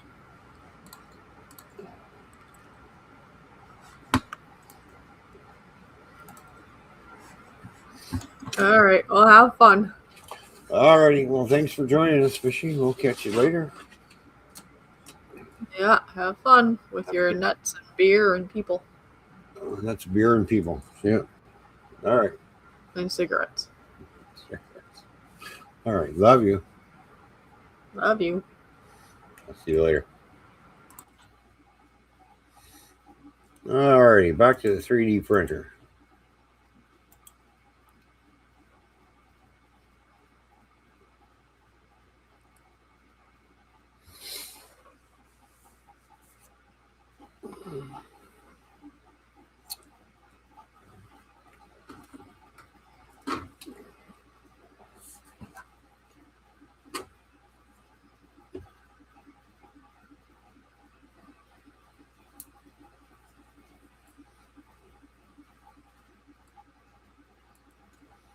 Well, I'm thinking about that piece that came loose. I'm going to glue it down right now.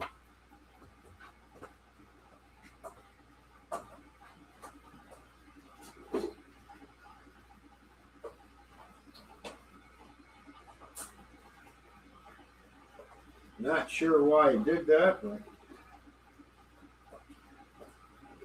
things do happen.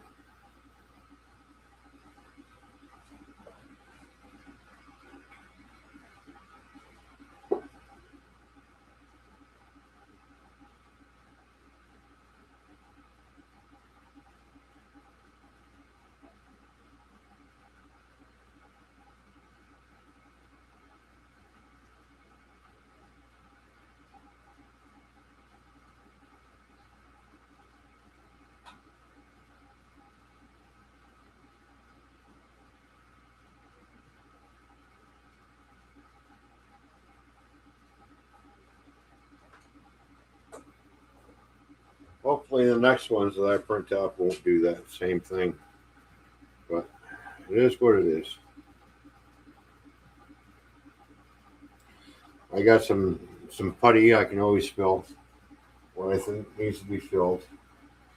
Make it look half decent.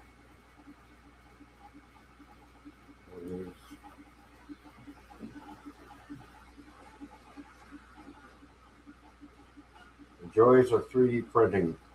They don't always turn out. But I've had more successful 3D prints than I do have fails. So that's the one good thing.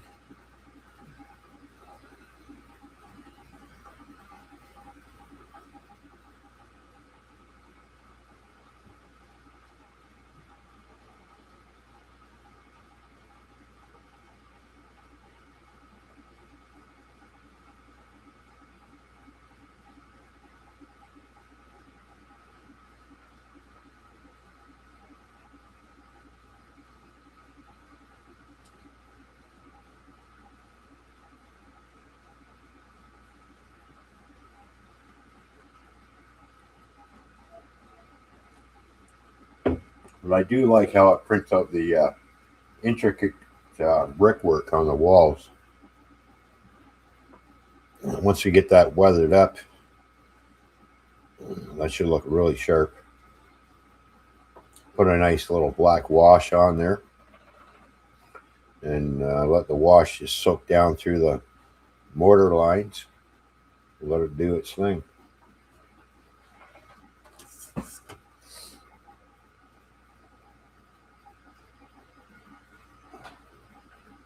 The only thing I need to do now is get some clear plastic so I can make my windows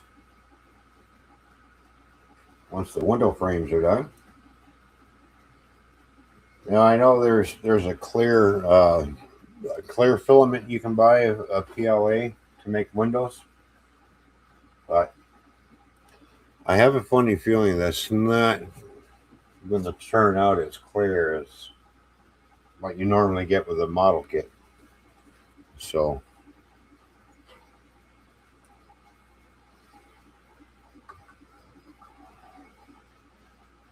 I'll have to look around and see if I can find some clear plastic sheets and start making my glass.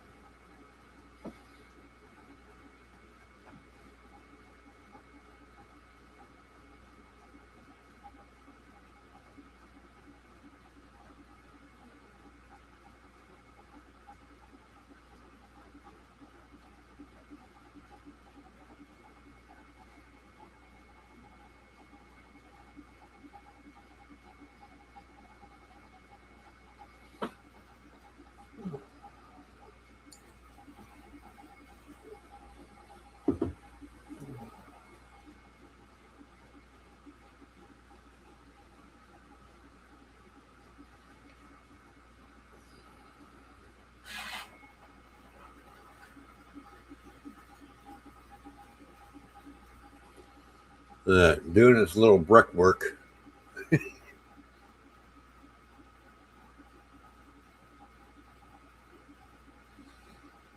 Some of these are going to be. I'm going to print off a bunch of couches, chairs, beds. All kinds of. Make some a couple of furniture stores in here.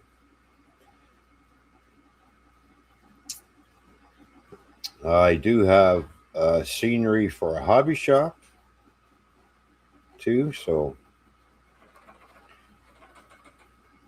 I'll have to print off a hobby shop, which will have the interior in there. So I'm not sure if I'm going to try and print off any people or not, but it might be worth a go, but we'll see.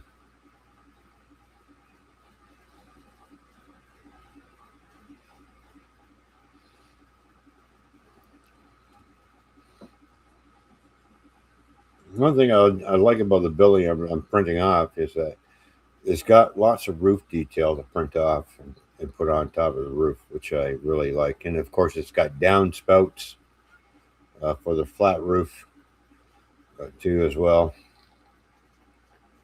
So it's going to be a lot of parts to this building.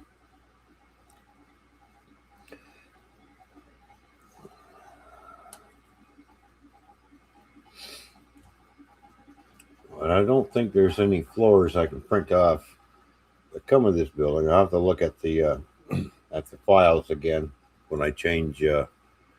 Once this print's done, I'll have to go into the files and see what I'm going to print out next, and have a look to see if there's any floors. If not, I can always make some.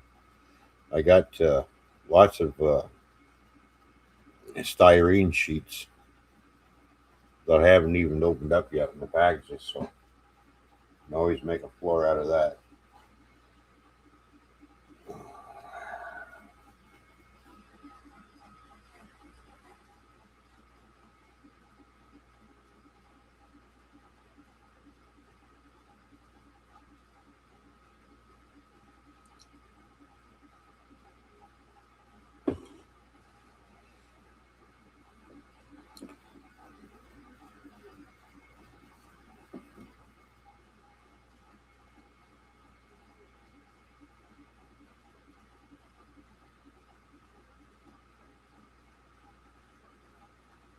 Well, I got that glued down pretty good. Just a little bit more glue on the end, and then a little bit of putty. I think that should be all right. I don't think anybody will notice. I'll be the only one that notices where the problem is on this building. If I print another one of these off, I'll see if it happens again. It might just be a fluke and it just didn't take properly.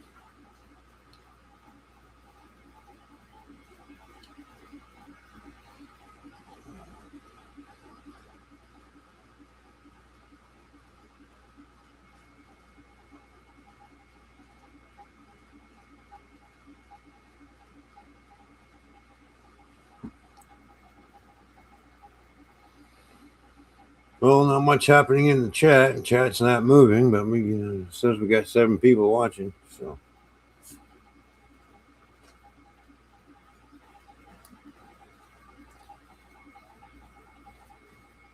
don't be shy, people. You can say something in the chat if you want. It's up to you.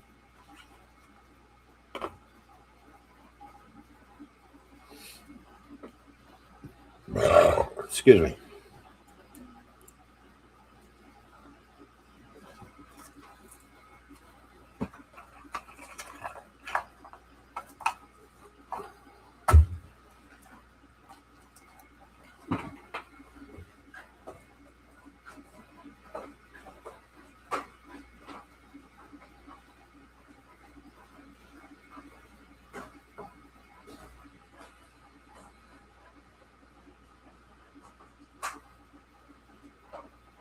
The other thing I got to do to this module is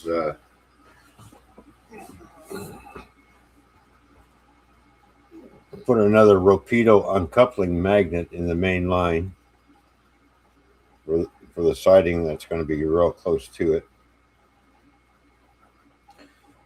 And then I know I still have my infrared sensors for railroad signals.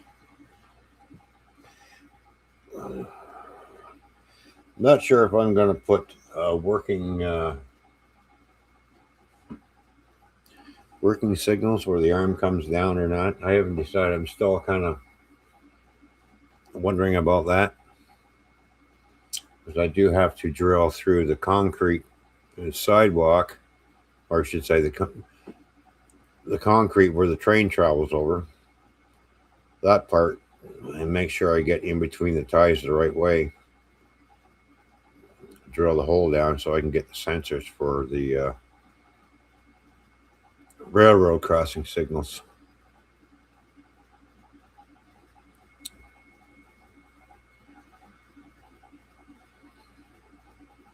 Because there are 2 sections of the road that go across the tracks. In the street running scene, there's going to be 2 intersections on that.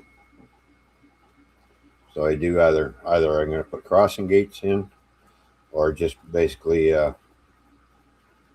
bucket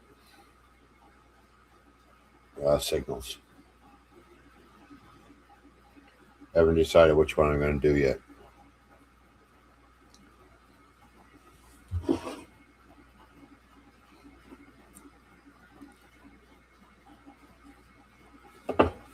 So I want to get them timed just right. So as the train enters the town, it sets off the first set. And as it's traveling through, it gets closer to the second intersection. Then it sets off the other ones, and vice versa. And so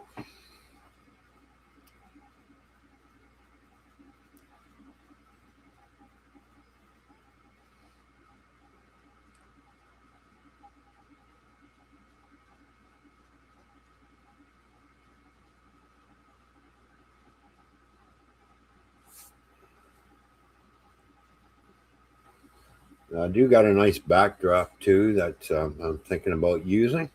while I got this module in the house, I might as well make my backdrop too while I got it in here. I do got a backdrop of a big city scene, so that should actually look pretty good. So I know it's going to be hard to transition the backdrops from one scene to the next, but it is what it is. Try and make it look half decent.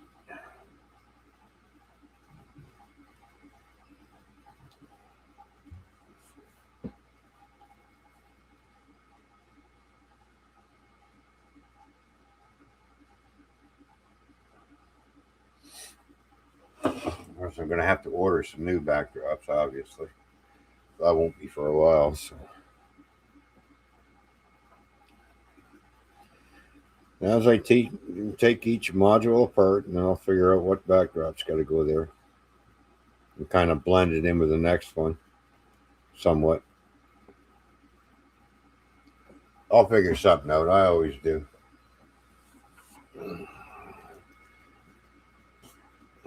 Sit there and stare at it for a couple hours and think about it.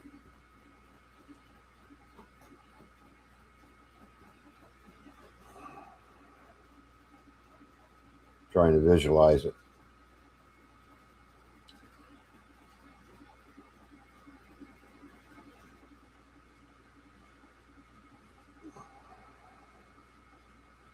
Because she is an artist, so she knows how to draw and paint mountains and trees and stuff. And maybe I'll just put the backdrop up, and she can come in and work her magic with her painting. And she can try the airbrush too. She might even like airbrushing.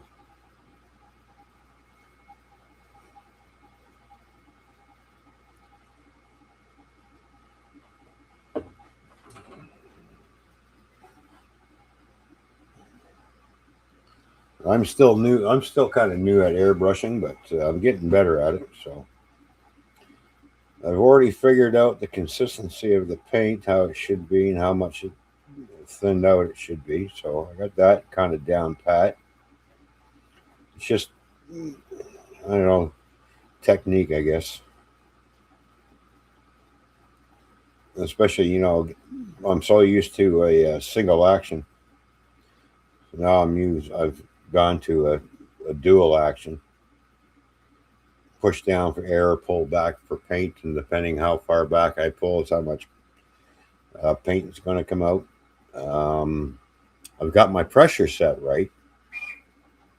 I've watched a lot of videos, and all the videos I watched, all these guys, and they're good airbrushers. They've been doing it for a while. They've got their airbrush compressor set at 30 pounds per square inch. So I figure, well, if it's good enough for them, it's going to be good enough for me. And it does work, because I did use it like that when I painted the roads. So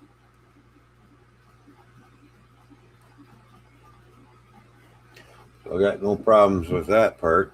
So, and plus I have two water traps. So I have a water trap that's on the compressor, and the other water trap is just sits below the air gun itself, attached to the air line. So I have a second water trap. So I got double the protection from moisture. So that's the other thing that got recommended a long time ago when I was watching airbrushing videos and stuff for beginners. Some guys recommend another water trap that's in your line, just below the airbrush. So I thought, oh, okay. Just in case the first moisture trap doesn't catch all the moisture, you got that second trap there, more or less like a backup. You don't want to end up with water in your paint, right? Because then you end up with spits and splatters all over the place. So,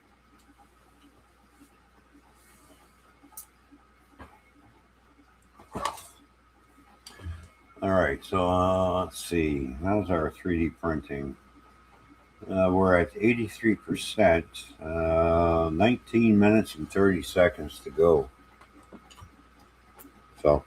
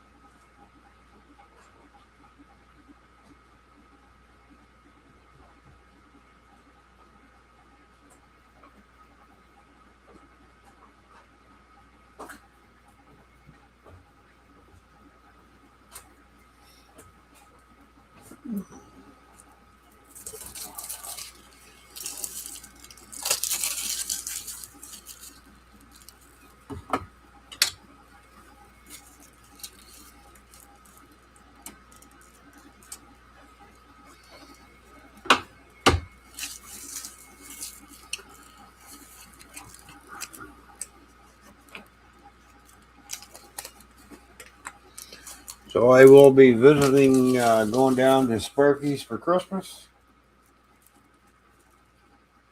I'll be taking down all those containers I printed off for him. There's his Christmas present. I got to take a few other things down that he don't know that's coming. So be a little bit of a surprise for him.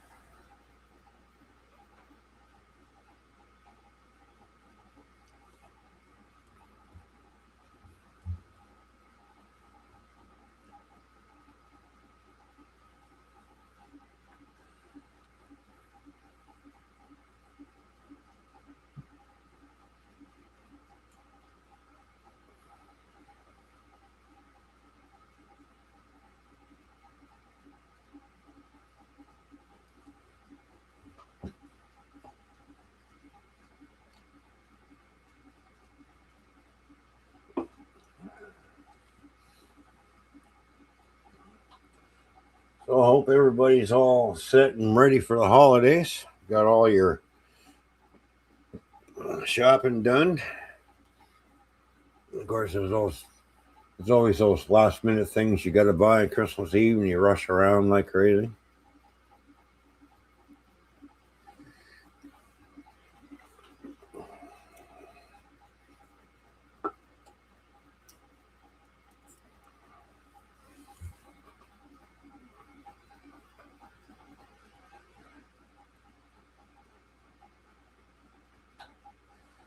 Wanted to have Fishy here for Christmas this year, but we just can't quite afford the airline ticket right now. So a little financial problem in that area right now. So but we'll get her back down here again soon, and then I'll be going back over there shortly in the summertime or so.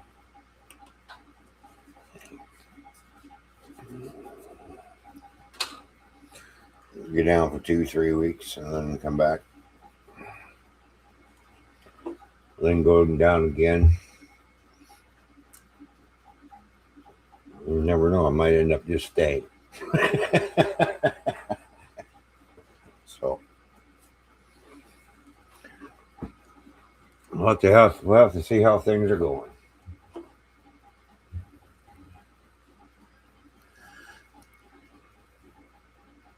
I got to get things on this end straightened around. So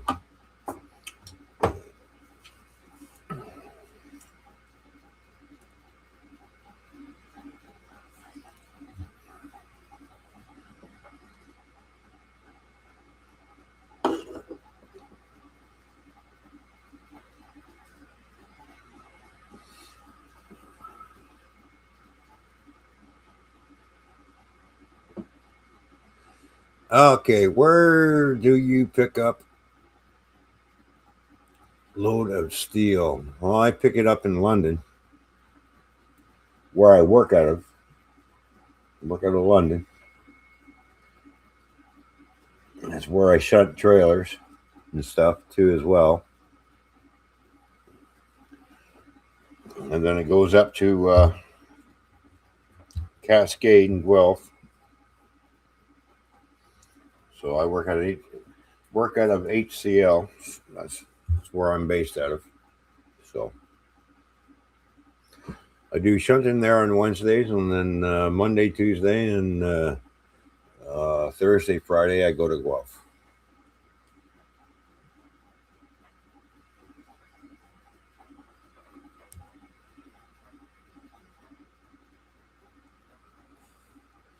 Very heavy steel loads. It's all steel billets. You got to do the strapping, and also got to chain it all down. I got to do both, especially in the wintertime. Uh, Everything gets chained down.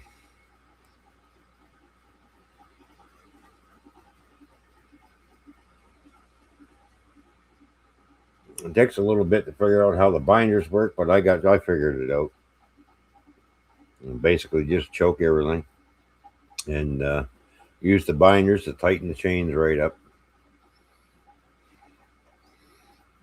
And I always throw more straps than what is actually needed because I'm the one taking it down the road. So I go above and beyond what is what is called for.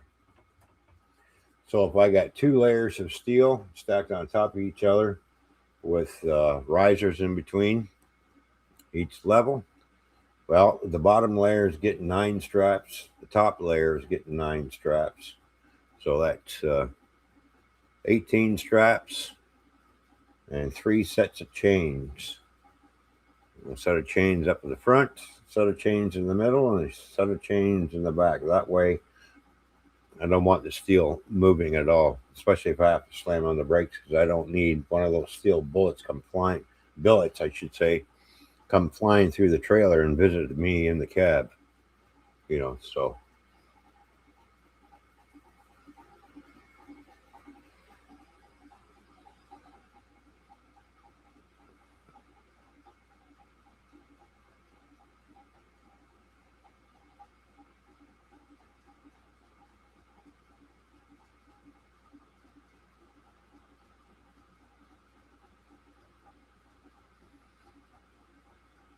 oh, the steel co and Netco. Oh, okay, yeah, I don't pull out of there, so it's basically a big warehouse is what I'm doing. Everything from drywall to steel.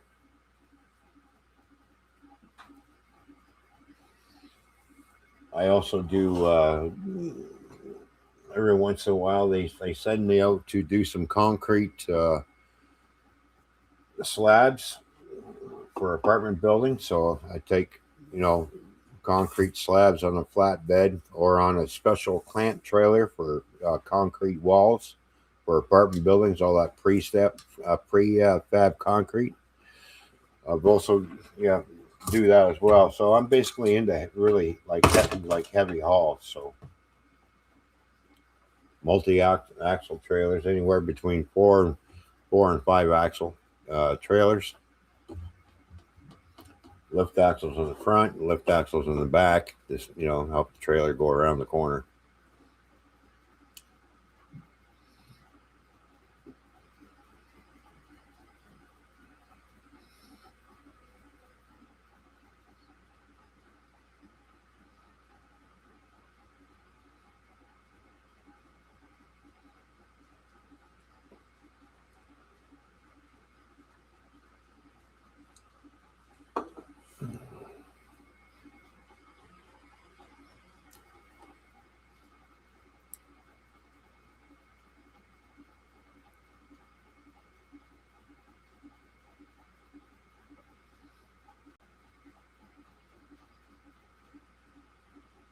Oh, you pulled 5 axle trailers, did you?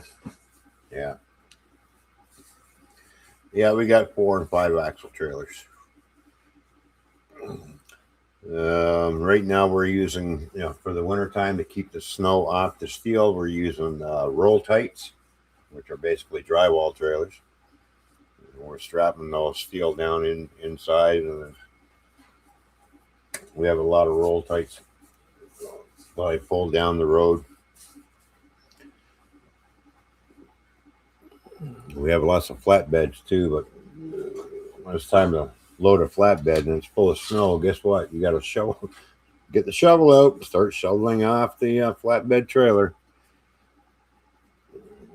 So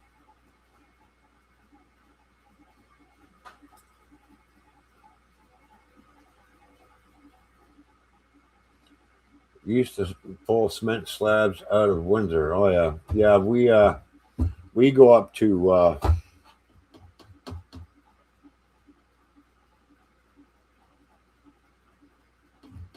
it's just north of Mitchell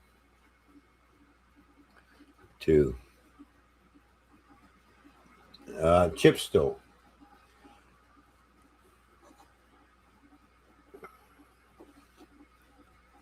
There's a place up there in Chipstow that does all that prefab concrete stuff for apartment buildings and stuff. Back when we had to tarp loads. Yeah, yeah. Well, I don't tarp load. Sorry. Yeah, you either give me a roll tight or I'm going home. Basically, at least we didn't have to tarp the concrete.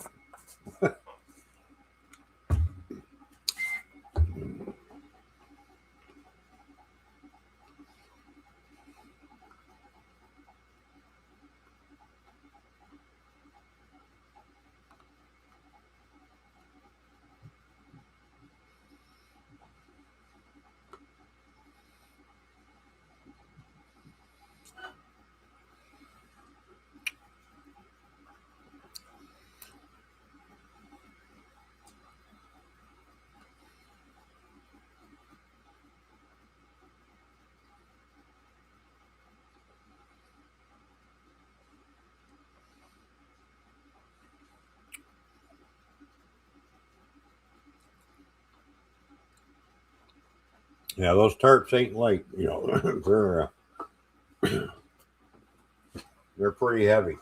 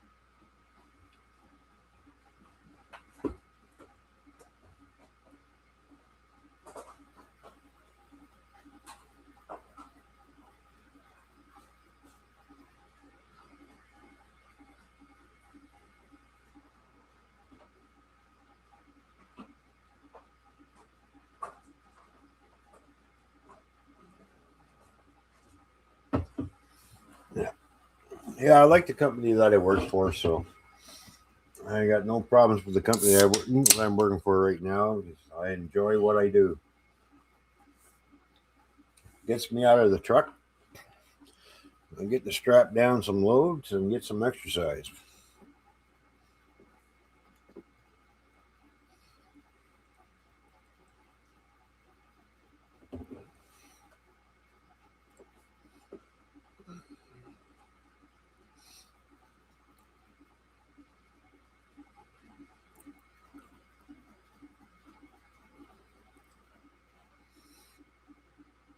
But at the end of the day, you get real dirty. You get the rust coming off the steel, and you got that. You're monkeying around with chains and binders, and get rusty, and cranking away, getting things done,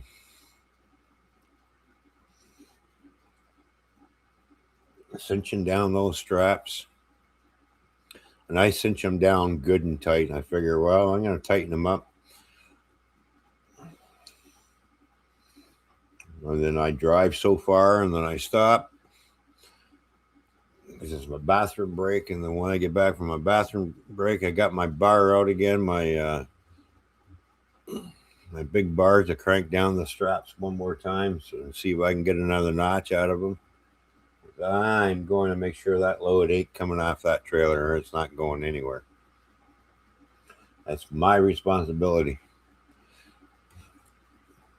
That's for my safety and everybody else's safety on the highway.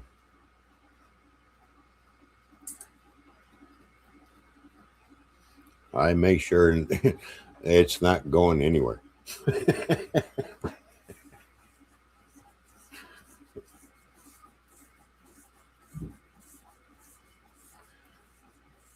When the roads get bad, I slow down.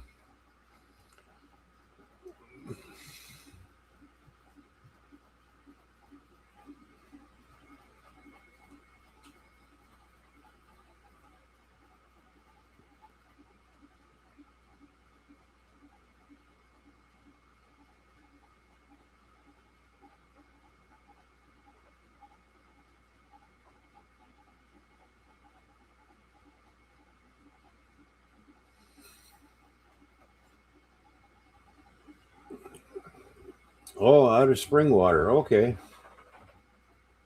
Yeah, for sure. Extra chains or straps never hurt. Yeah, exactly. Exactly.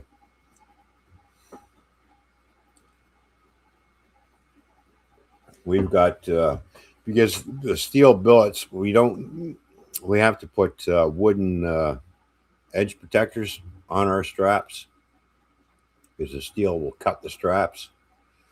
So, in order to stop that, we put wooden edge protectors on along with the chains. So there's been a couple of times where I've had to wrap the chain around one billet and basically choke it because it was a smaller piece, but it was on the very top. I'm thinking, yeah, if I hit the brakes, that thing's going to come sliding forward. So I'll just have to wrap a chain around the front of it and wrap a chain around the back of it so it's not going anywhere and basically choke it. Then wrapped another chain around the whole bundle and basically pulled everything in good and tight.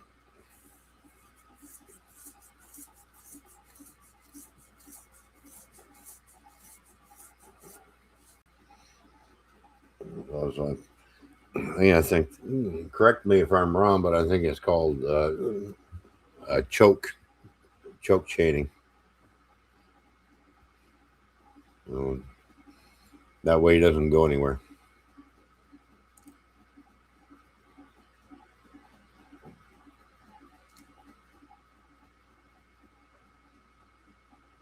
And I don't go around corners very fast. I take my time. I go around nice and slow. Don't need to be flipping the trailer on its side or having the load shift.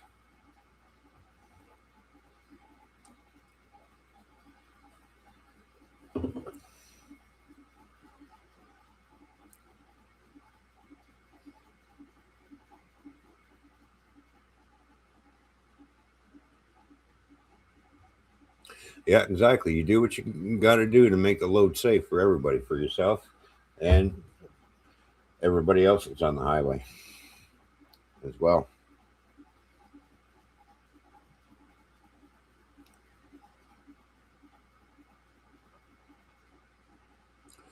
I see too many drivers in big trucks getting too comfortable in their truck, and this is when you get too comfortable. Mistakes start happening, and you start having mishaps because you gotten yourself too comfortable. So I'm always aware of what's going on behind me, on either side of my truck, and what my trailer's doing. I'll know if a load shifts because I'll be able to feel it. I know how heavy the load is because I can feel how much weight I'm pulling. I know how much my stopping distance has to be increased because of the heavy load, because these are really heavy loads. So my stopping, I increase, and this is my preference, my way of doing things. I increase my stopping distance 3 times than what the normal truck would need to stop with a heavy load. So I increase my stopping distance.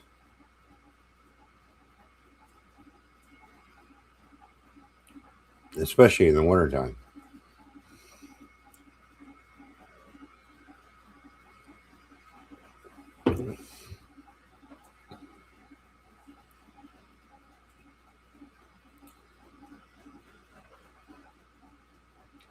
Yeah, I've been driving truck for a long time now, and I look at the road conditions. I also watch the vehicles in front of me and see how much spray is coming off each vehicle, especially in the wintertime. When I don't see any more spray coming off, we know we are sitting on some, even though the road looks black, we're sitting on black ice. That's one of the indicators that I've learned over the years. Spray stop coming off that truck. Maybe I better slow down and back off because I got a funny feeling we're on ice, and sure enough, we are. So it's just all common sense when you're driving. You have to be conscious of what you're doing. Stay the frick off your phone. I don't care if you got a headset and you're sitting there yapping away. Stay off your phone. You're there to work. Pay attention to what you're doing.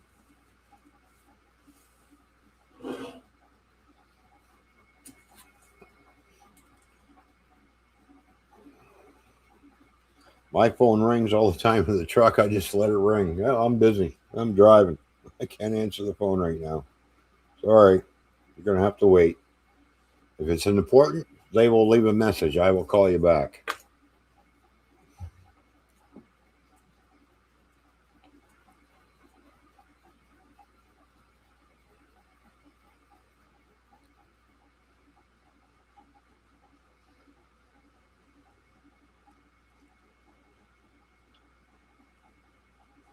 You want to socialize on your phone, then stay home and stay out of the truck.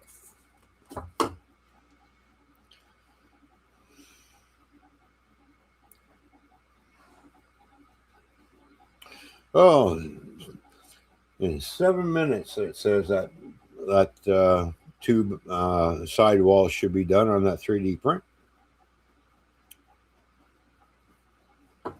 So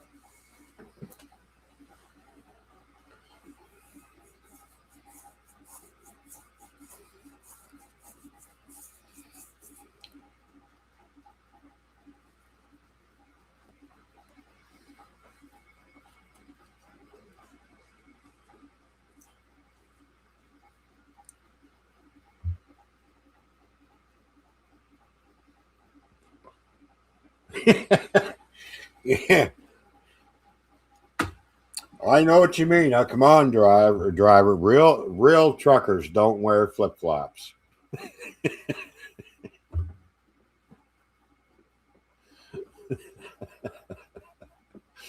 You know, swing wide. It's a trailer. Did you forget you had a trailer on the back of your truck?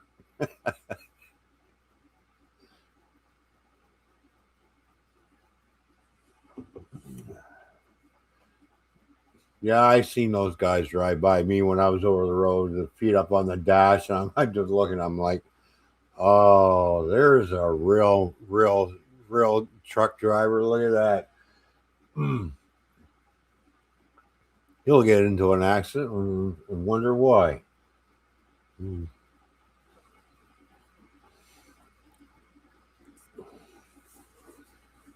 That's Mr. Billy Big Rigger.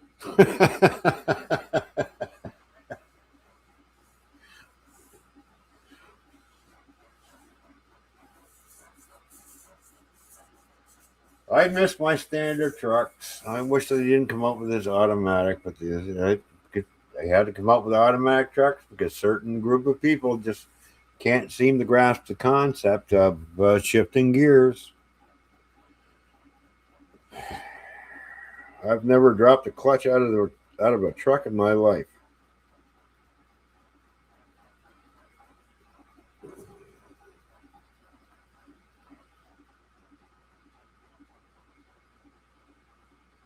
I hate the automatic trucks. I really don't like them.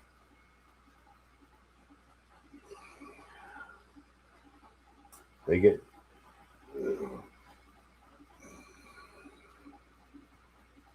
you got that traction. Well, at least I can shut the traction control off in my truck. But they get stuck. Holy smokes.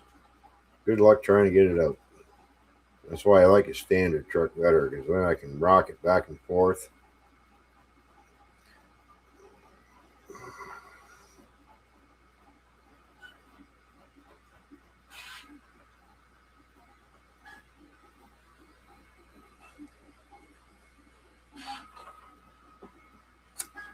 I got used to driving a 13 speed, 15 speed.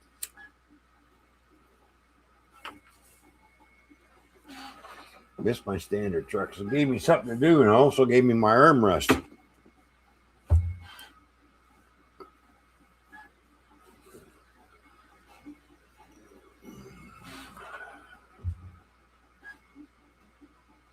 You're lucky you never drove an automatic. Yeah, I know. I hated the things when I first got into them. I thought, geez, so much lag time between each gear. It's like, geez, I could shoot across the street in no time in a standard. This thing takes a sweet dick time trying to shift gears in the middle of an intersection when you're making a turn. Yeah. Like, come on, let's go.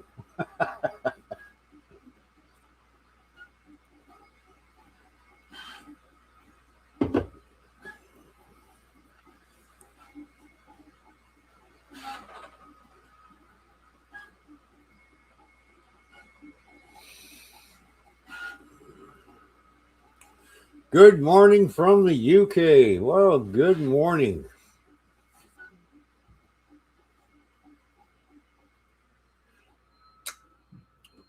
Oh, it's 8:05 in the UK.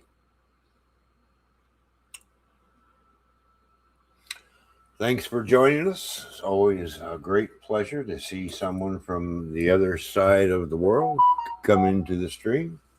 Oh, guess what's done? My 3D print. I guess we get to pull that off the bed.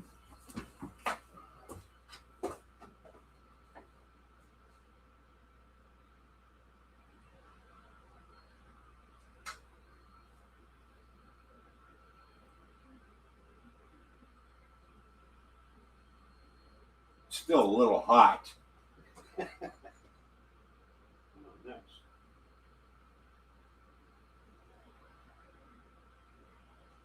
Let that cool down.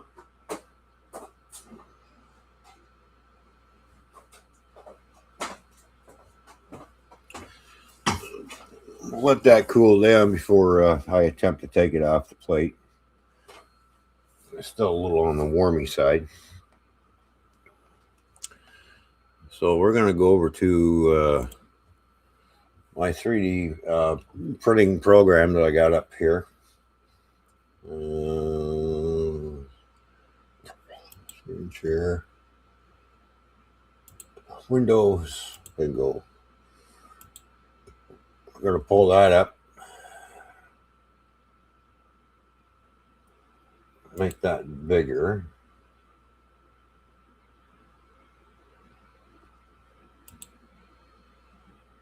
There we go. Then you can see what I'm doing here. So we're going to take that over and we're going to go back to prepare. Go up to plate 1. And we're going to clear that model out.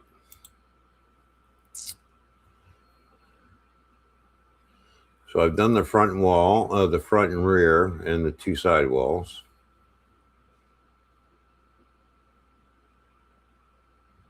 We're going to print off the foundation next.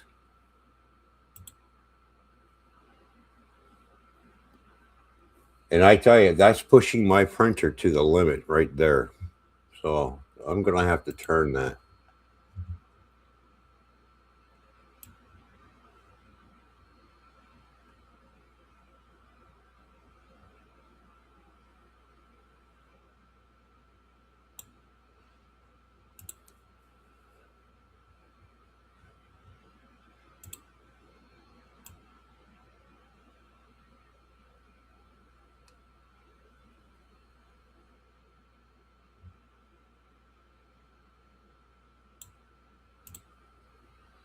And then we slice it up.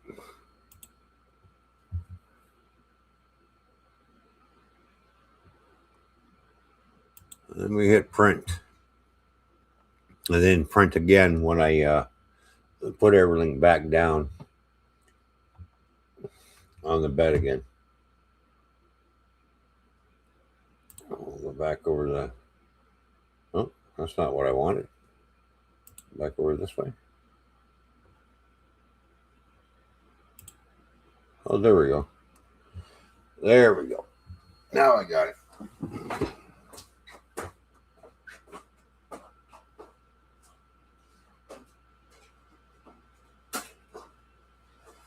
Now that's cooled down enough, see it just pops right off.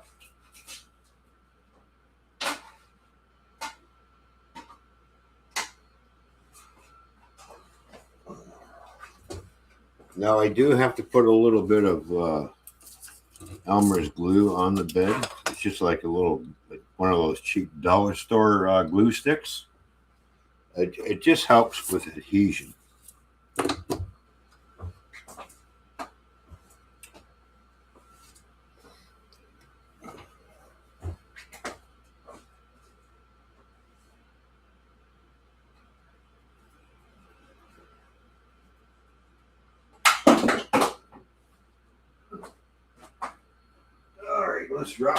Let's drop the glue stick behind you, buddy.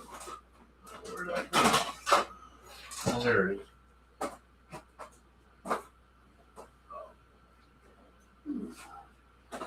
Shit happens.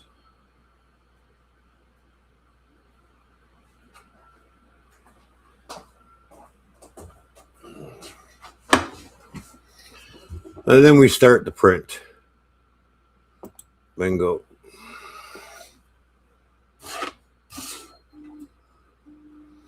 Yeah, these sidewalls turned out really nice.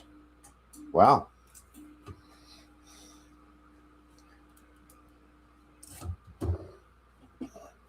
Yeah, that's cheap Elmer's glue dollar store jobbies.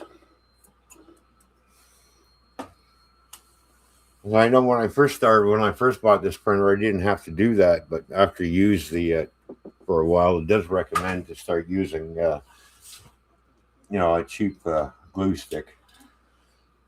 And the wash up's easy. All you do is just run it under hot water and wash it off, and all that stuff just melts right off.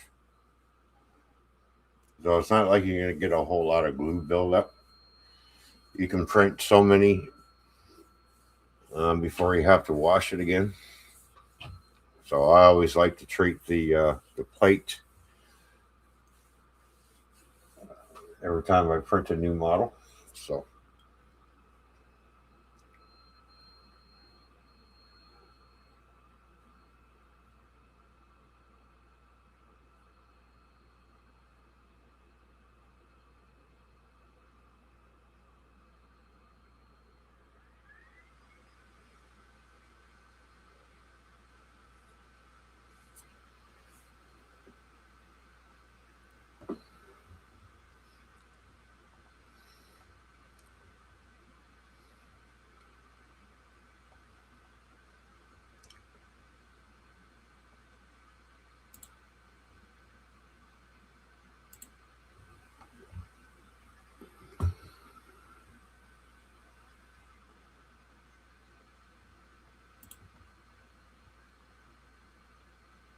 How's the layout going? The layout's going good. And I just got done not too long ago installing some some roads for the street running scene. I got 5 pieces of road glued in and put in place.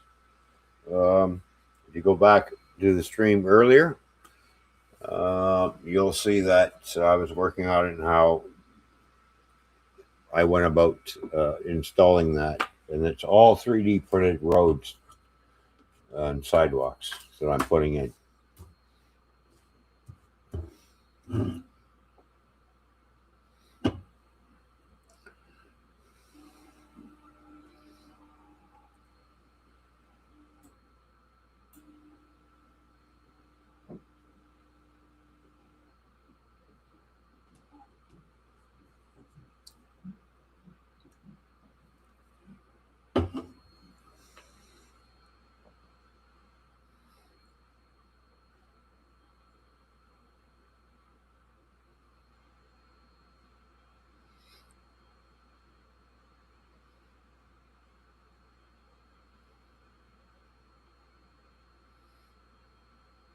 Well, I didn't know a whole lot about 3D printing either until I bought my first 3D printer last year. I got this on sale. I was going to get the Bamboo because I researched the Bamboo, but for some reason my credit card company didn't want to honor the transaction. So I thought, well, I went to where I buy my computers from at Canada Computers, and this was on sale, and I looked at it. Thought, all right, well, I'm going to go home and research it. Did a little research on the Creality, and I thought there was a lot of great reviews on it. Thought, all right. Went back 2 days later and picked it up. It was still on sale.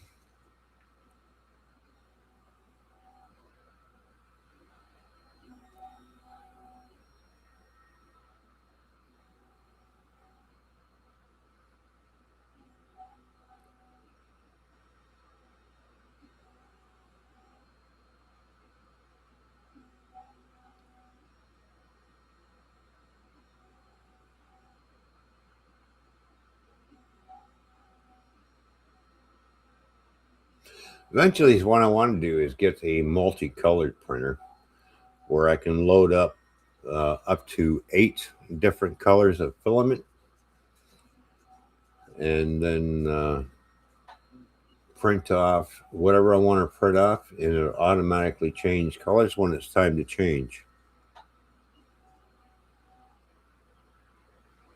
Yeah, good way. Yeah, I always buy things on sale.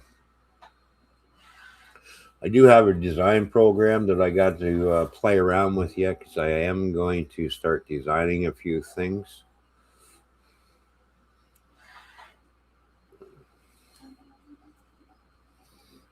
Start designing my own buildings and stuff. So.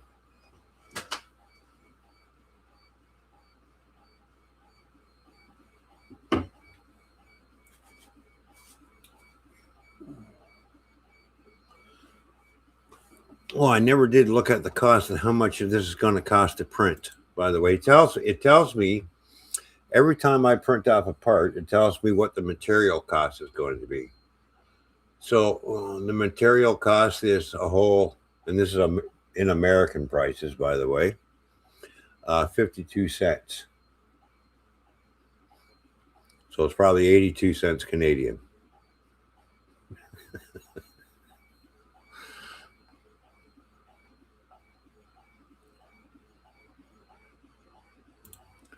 So there you go.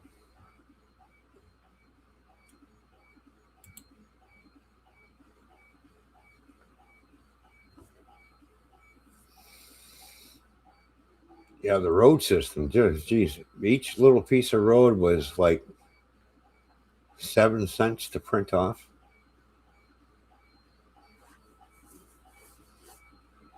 So 10 cents Canadian.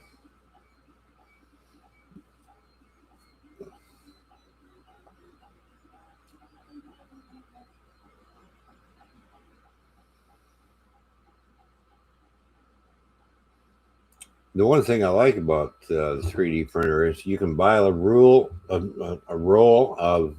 filament and print all kinds of things off. And one roll is only like $23, and I can print a ton of things off of this thing. You get quite a bit of filament for $23.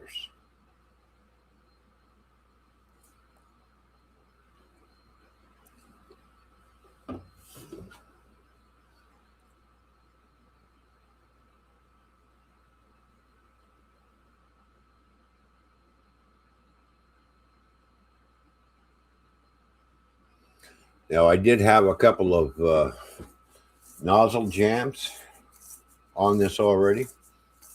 I managed to get that corrected. It's not hard to do. Just heat the nozzle up and just basically unlock the filament, put another piece of filament in, and just keep pushing it through until you comes out the bottom, and then lock the filament back in place and hit extrude, and it starts working again. So, and changing filaments don't take long to change filaments. It only takes a couple seconds. Done. Do your extrude. So I also have a filament splicer here. So when I get down to certain rolls, I figure I'm not going to get enough. There's not enough material there for another model. I will start blending different colors together just to get another full roll of filament. And I don't care. I don't care what the colors are because I'm going to end up painting the model anyways. It doesn't matter.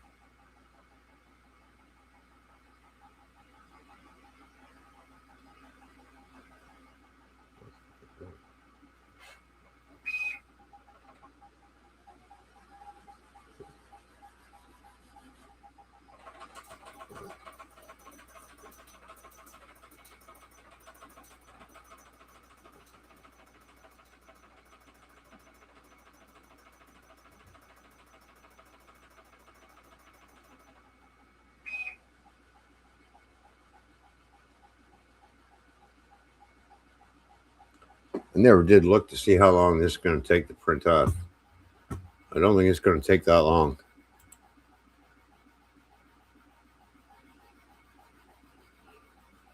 45 minutes to print this piece off.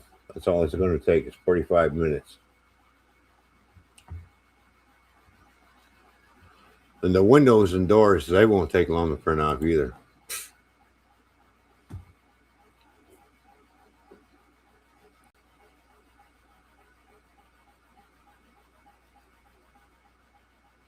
Moves pretty quick for a bed slinger.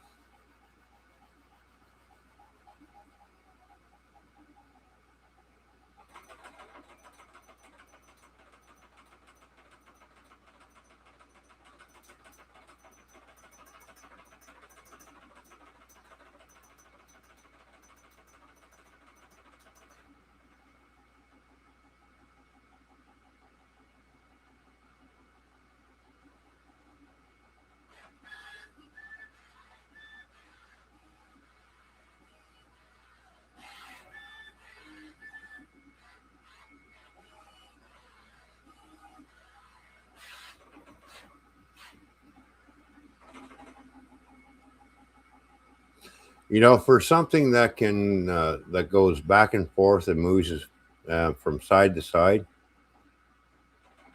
it will draw the perfect circle.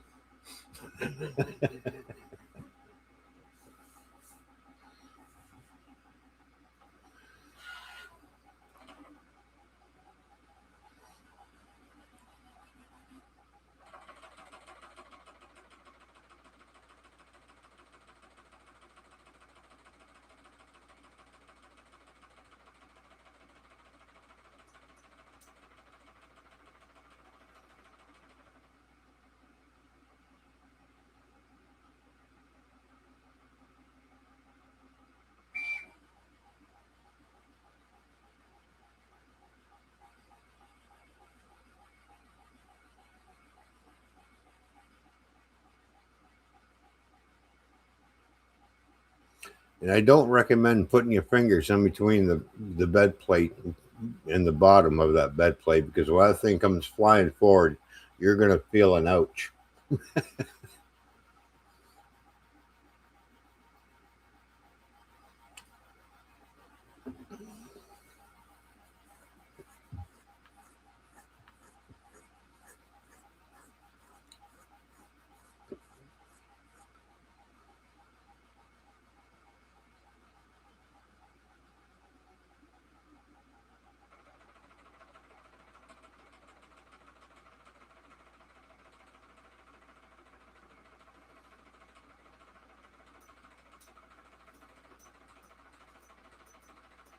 I remember when these 3D printers came out, but they were really expensive. I thought I thought about buying one at the time. And I thought, yeah, well,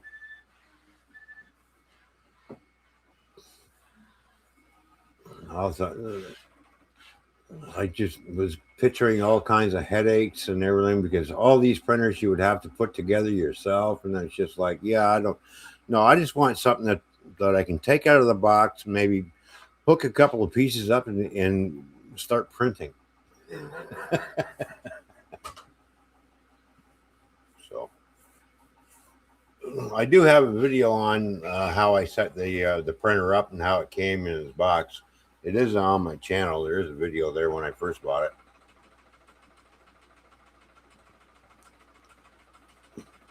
I printed out benchies. I was printing off all kinds of little things trying to get to know my printer, right? So,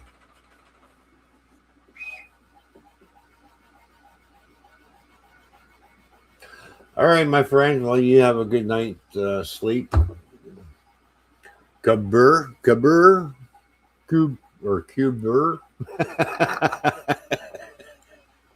We'll get you later. Get a good night's sleep. We'll probably see you tomorrow afternoon. Thanks for tuning in.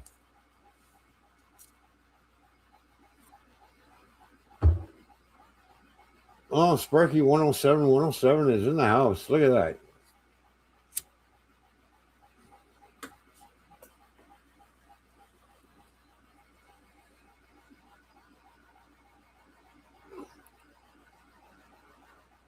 I'm printing off Merchant's Row there, Sparky. I'm doing the base right now. I already got done the front and rear and side walls. I just got to start printing everything else off.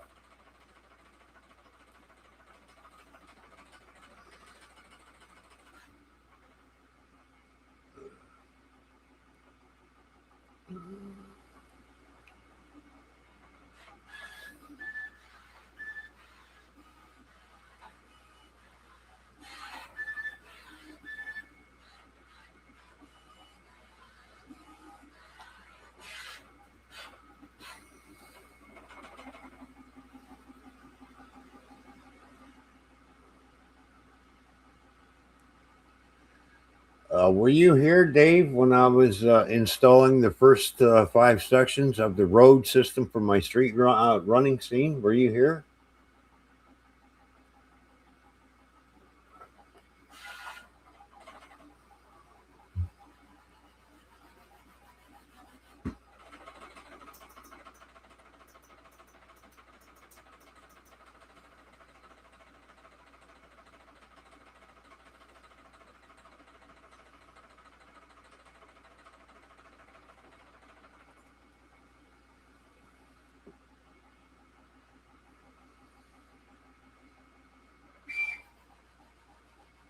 20-hour print? No, this only takes 45 minutes to print. This what I'm printing off. The back wall took three and a half hours. The front wall took 4.5 hours. The the two side walls took 2.5 hours.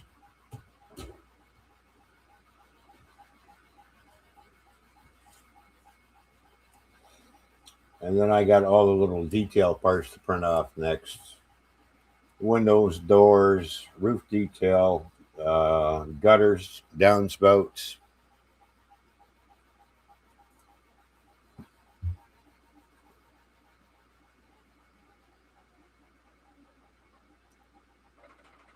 All right, I did see you install the street. Yeah, so what do you think?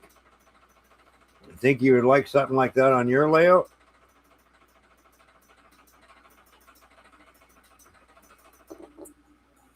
Because I do have road crossings for code 83 track that I can print off.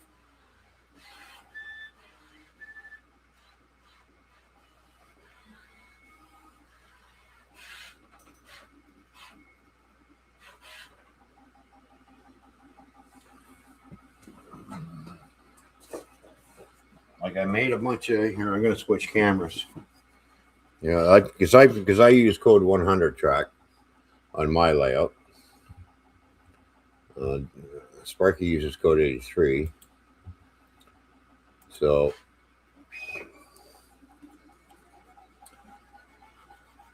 okay, I 3D printed this thing here off. All they did was just remove the ties to where this sits, and you see how tight I made it. And it sits just like that. It sits the same height as your cork road bed, by the way. So you just cut a section of your cork road bed out to allow this to sit in, and away you go. I just did the rubber stick down roadway. Yeah, I know. So, but hey, I can make one of these in code 83 for code 83 track.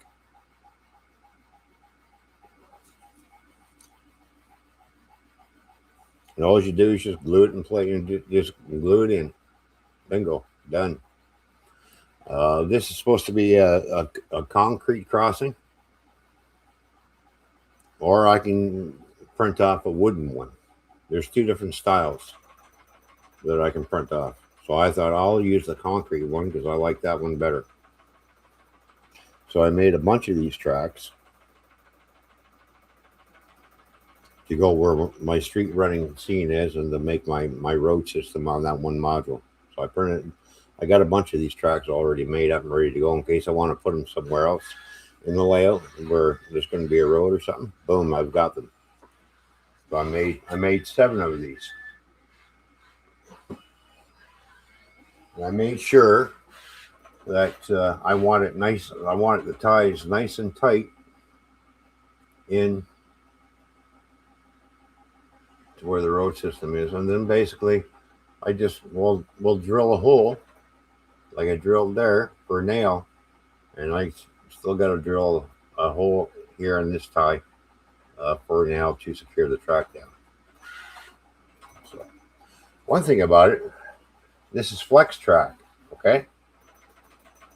You can still bend it a little bit, see? Make a nice little curve. You can still bend it a bit.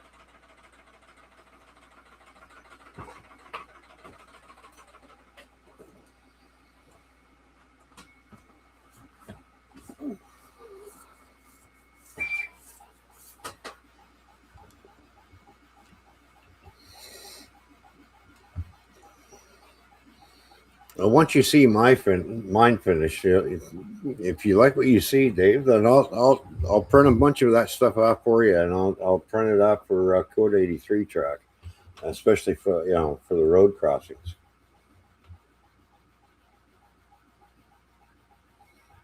So you just let me know, my friend.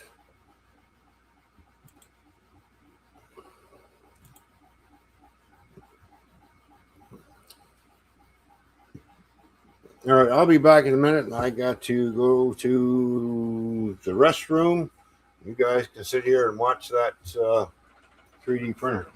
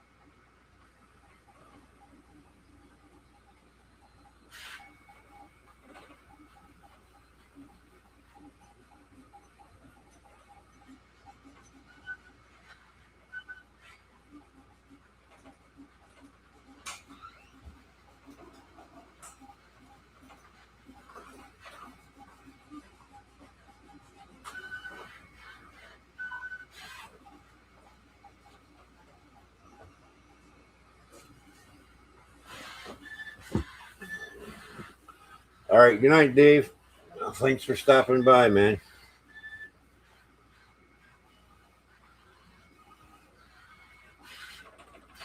Just up to say, WTF? What are you still doing up? Well, I'm not working tomorrow, so that's why I'm still up. So there we go. We got 9 people in here watching. So it says on my restream, there are 6 people watching now, but still, hey, still got quite a few people in here. What the hell? I haven't done a long stream in a long time, so I thought, you know what? I feel like doing one. I'll do a little work on the layout, and then do a little work on the 3D printer, and then I'll be going nighty night shortly, anyways, myself. So.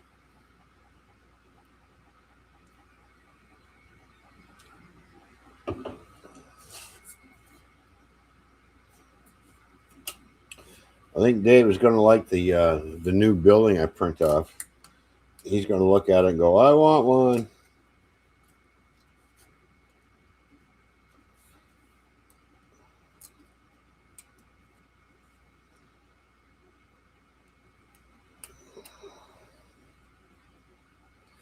I'll print it off, but you don't have to build it. You put it all together and paint it. There we go.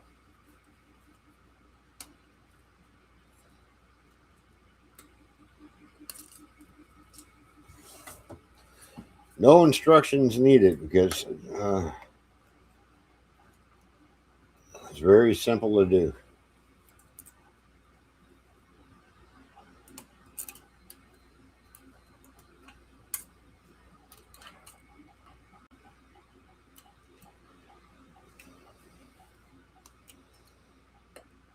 There's a few other Merchants Row that this guy has made that I'm going to print off.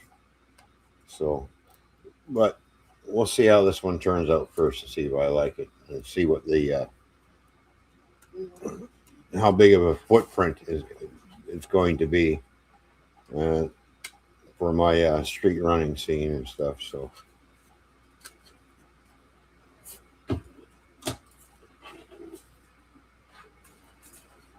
This is going to be a long build on this one. This build here on the street running module, that's part of my layout. It's going to take a bit to do. So I'm not rushing it. I'm taking my time.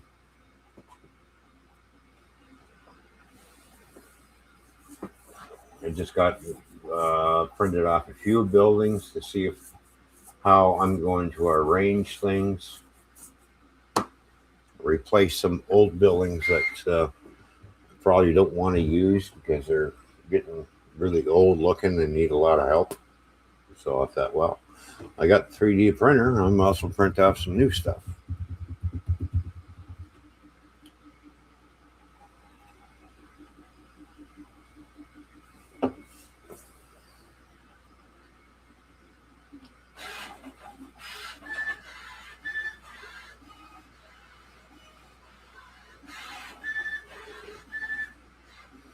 I even got a couple of bridges downloaded that I'm going to print off. One's a highway bridge,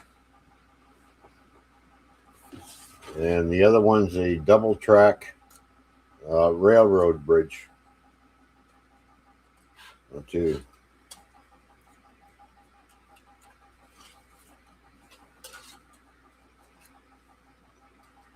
I'll probably do the highway bridge first.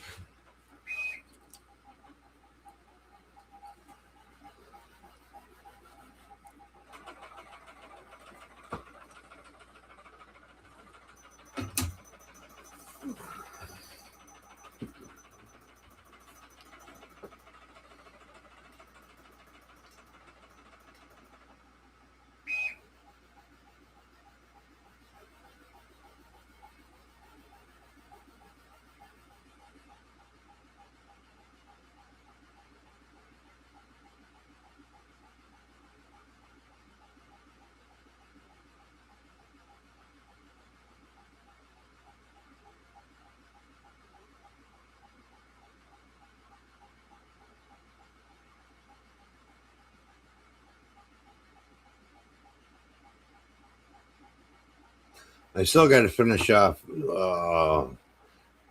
printing off parts for the 5 houses that I printed for Dave.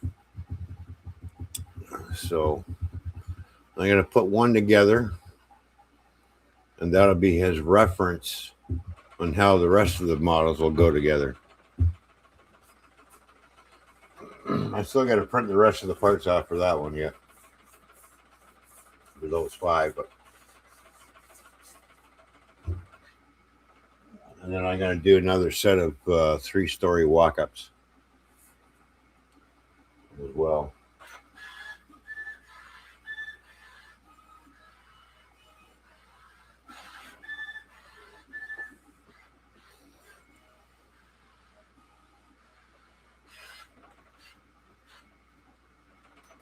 Now, I did see a file for a 40-foot container trailer.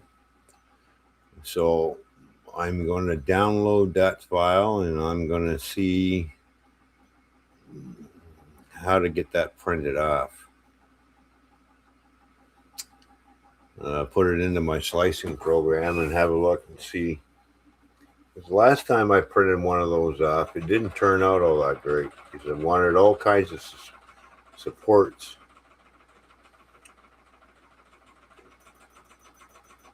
So I do have the ability to cut the model and remove certain sections and then print them separately and then glue those sections back into where they're supposed to go. So that's one part of the program I have been playing with it. I haven't actually printed anything since I've sliced things up. I just basically was looking at how to cut things in half or taking certain pieces off.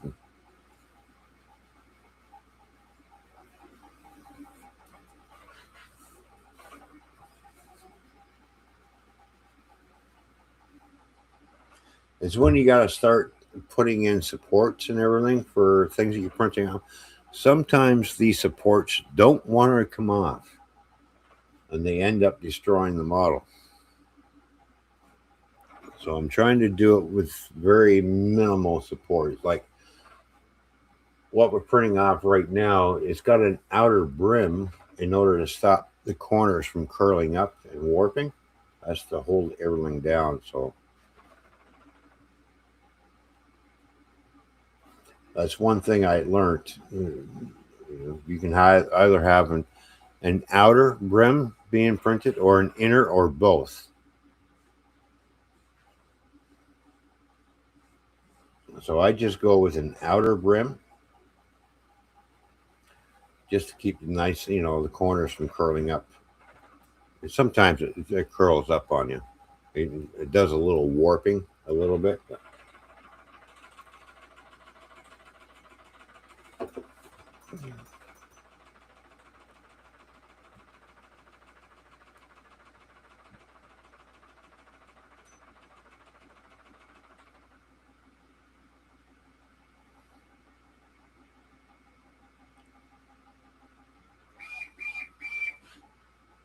The one good thing I do like about this printer, if it does run out of filament, and the filament, there's a sensor in there. Once all that filament goes by the sensor, the 3D printer will stop and say, "Hey, you need a refill." And then basically you stick the new stuff in. And once you stick it in, it'll automatically continue to print and use up whatever's left. And then you got to hit pause, and then you got to release everything. And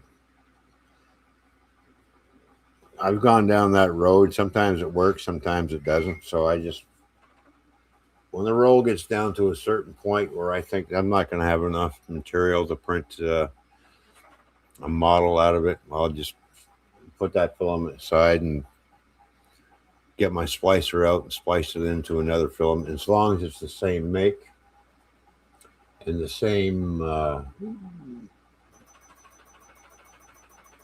composition. So I use Hyper Series PLA.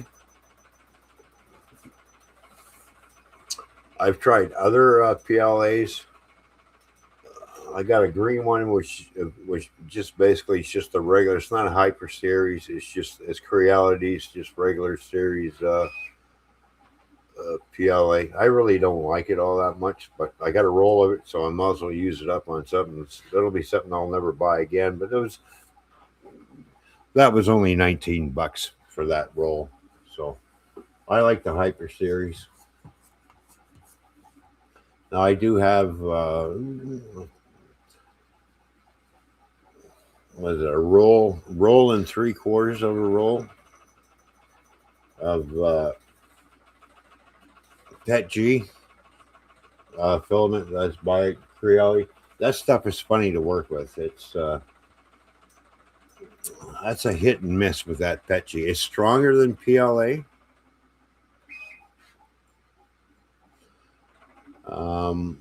It's stuff that you can, if it sits in the sun, it won't warp or fade. That kind of material, but it prints out at a higher temperature than regular PLA.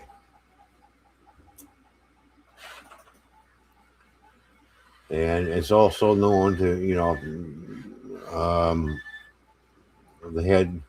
the print head ends up clogging up with that stuff in there too. So I don't know. I get frustrated with it. I've had some successful prints with it, like some of the Star Wars models. I printed it off in Petchy and didn't have a problem. But when I'm trying to do buildings and stuff or small detailed stuff, it just no. It says no. We're not printing that small with that stuff. So I have better luck with PLA than I do with Petchy. So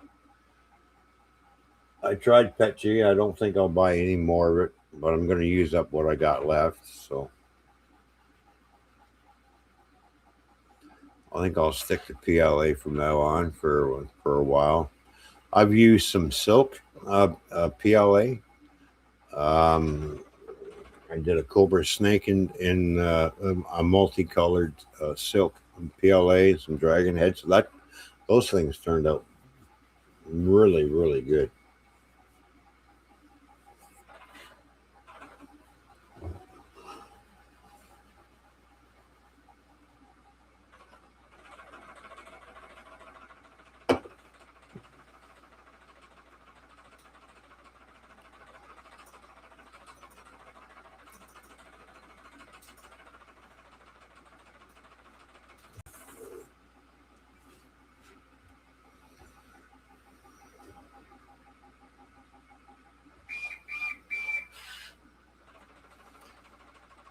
All right, so that'll be done in about 14 minutes, that piece.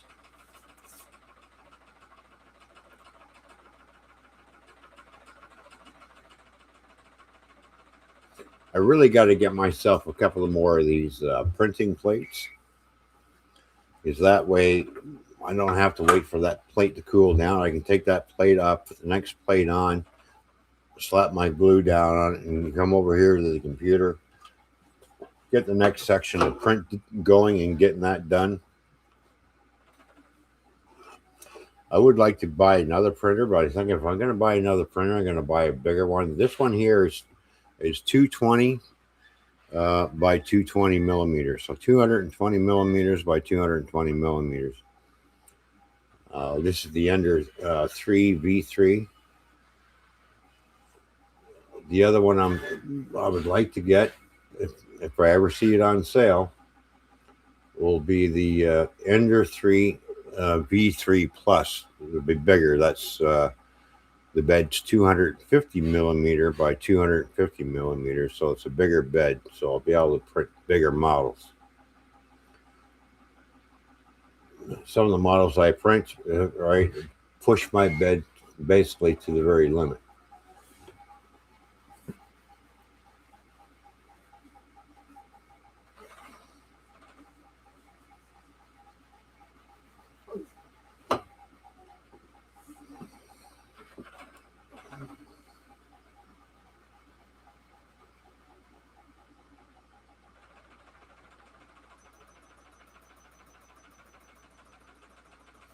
And the printer's all hooked up to the computer via my Wi-Fi, so it's all Wi-Fi. So I just give it its commands. The other good thing about I like about this printer is that I can also watch it from my phone,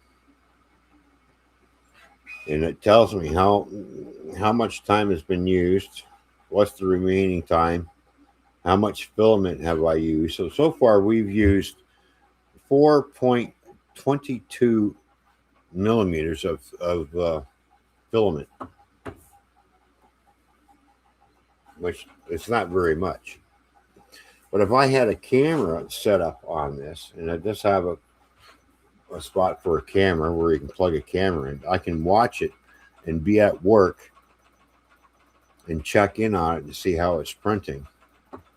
And I can stop it or start it from my phone at any time, no matter where I am.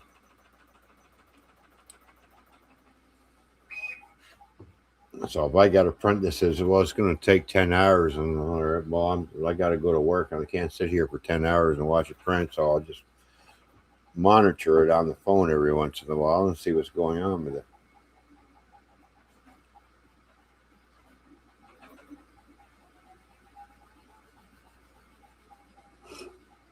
Eventually I'll probably get a camera system hooked up to it. Right now I'm just using a webcam on a tripod.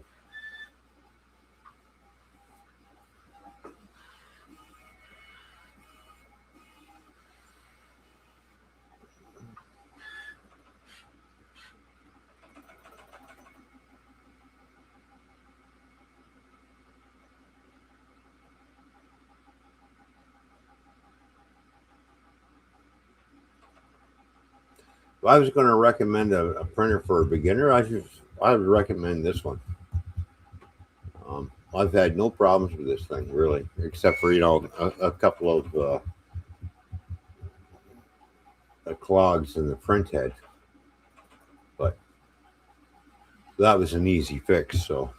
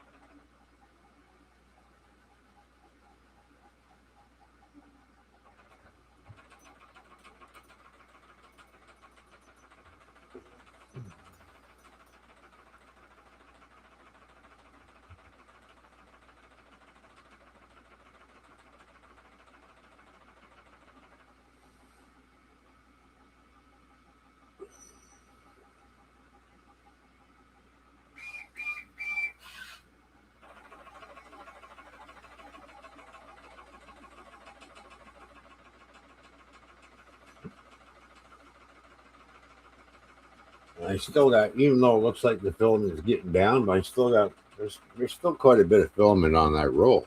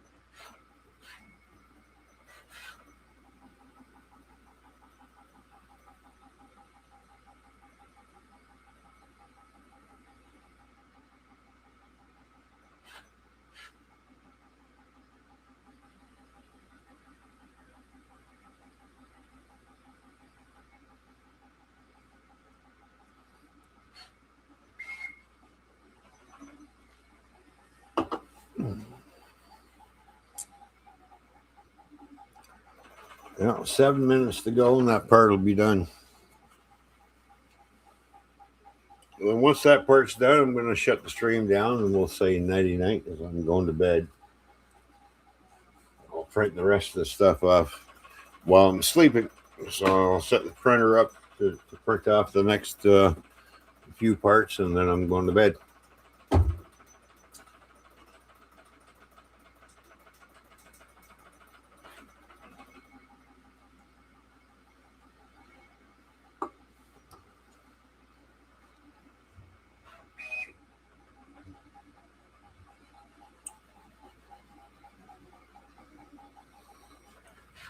So that pretty much brings us to the 3.5 hour mark of a stream. So cool. Gotta like it.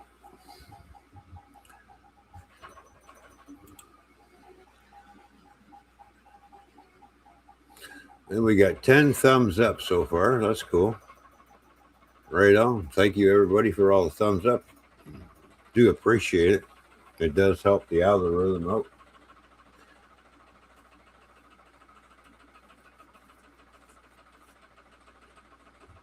So that's the base for the building.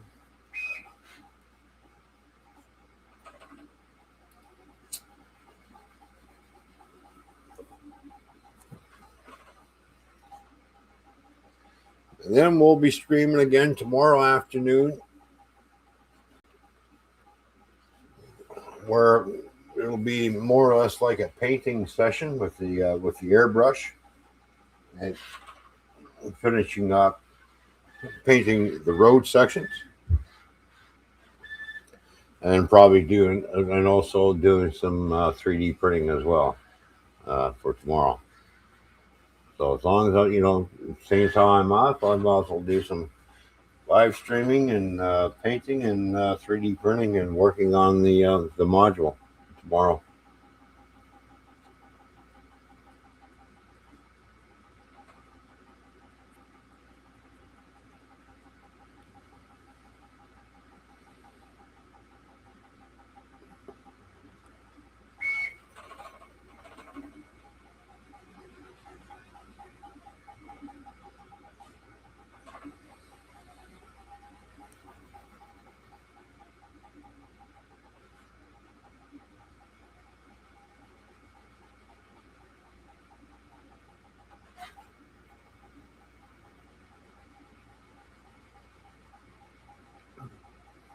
So I'll probably be streaming in between 1 and 2 o'clock in the afternoon Eastern Standard Time.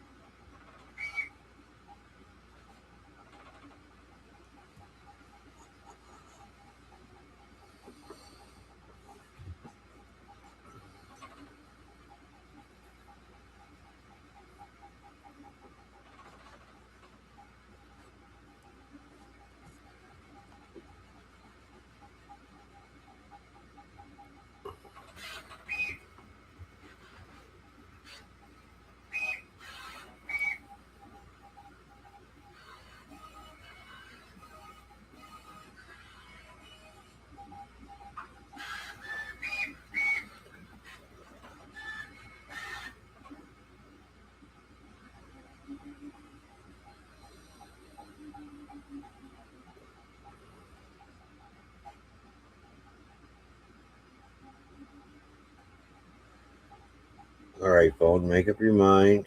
I should say, printer, make up your mind how much time you need to finish off. Come on. You're only at 72%. You're not going to finish in a minute in 28 seconds.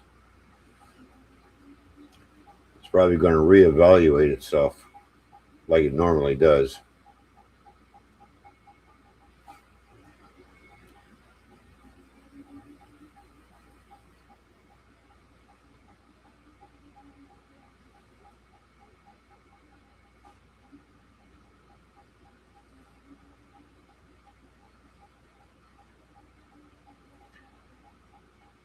So it's at 74% done.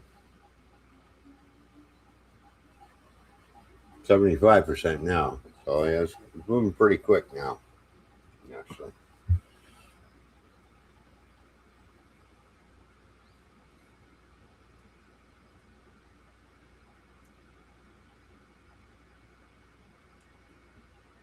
We're probably going to be another 5 minutes, I bet, before it's done.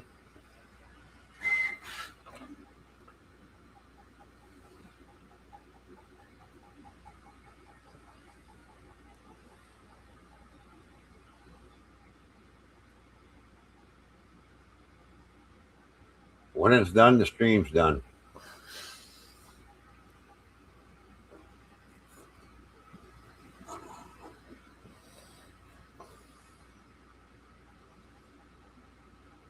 We have 11 minutes and actually 12 minutes.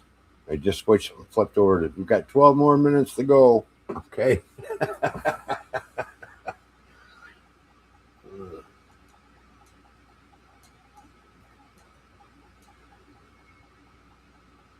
Well, that'll take me to 3:47 for streaming time. 3 hours and 47 minutes.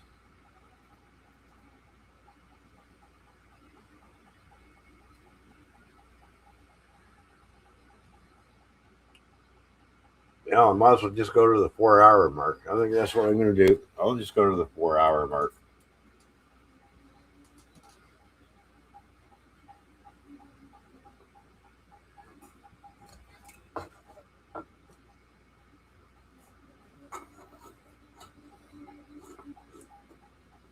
Yeah, we'll go to the 4 hour mark. So we're at 3:34.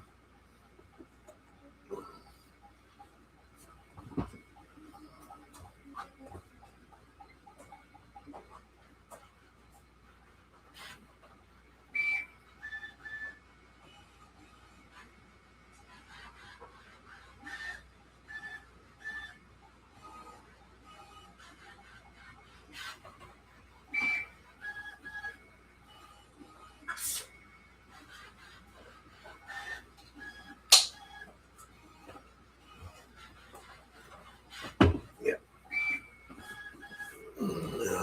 If anybody's got any questions about the printer or anything, just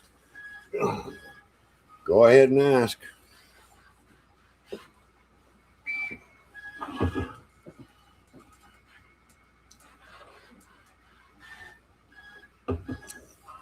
I do have a signal tower printed off that I still got to put together. But I seen another signal tower that I like too. So I think, well, do I put the one that I already printed off together because I got all the parts for it? Or do I print this new one off because I kind of like this other one better? So we'll see. We call them signal towers over here, and in the UK they call them signal boxes. You know those old style things that were, the guys are in the signal box and he's there operating the signals and throwing switches, all from this little signal box.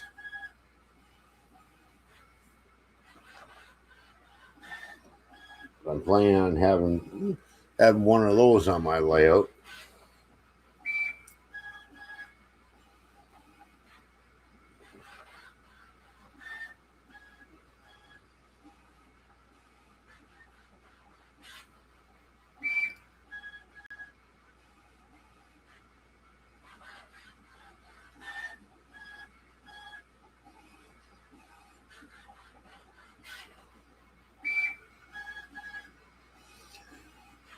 Seeing as how this is a brand new layout that I'm building, I won't be running a whole lot of 6-axle. So even though I got quite a bit of 6-axles for my fleet, it'll be there running once in a while. But I don't know. All my my curve radius is at 24.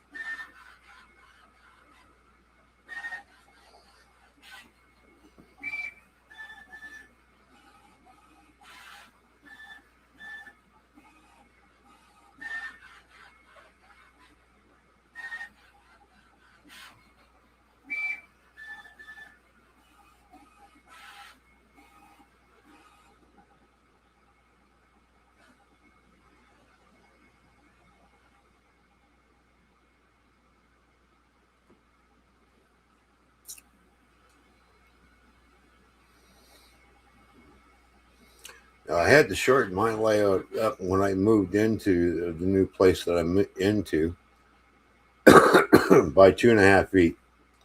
So I had to build 2 new modules in order to make it fit in the garage where I am.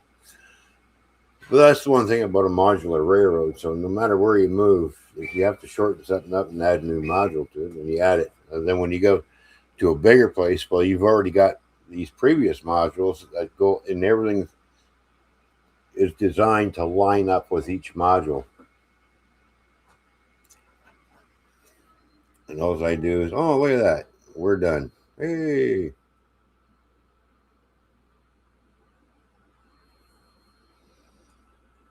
And each section just basically it bolts together, and I have sections of track that you pull out in small little pull out sections.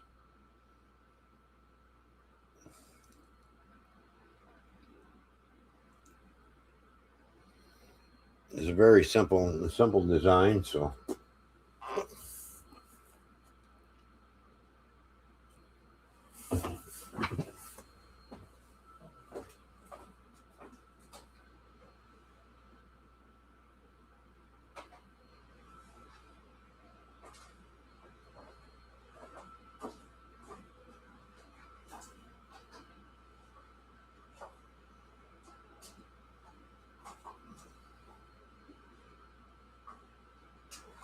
wow,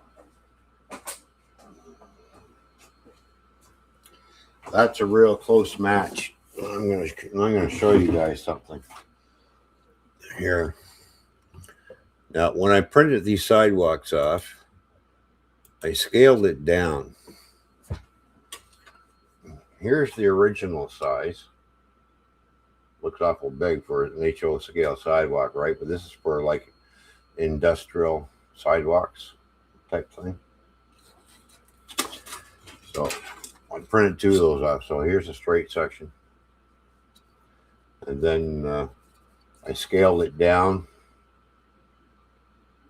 to that size. Now, here's the sidewalks on the Merchants Row. And if I put that up, well,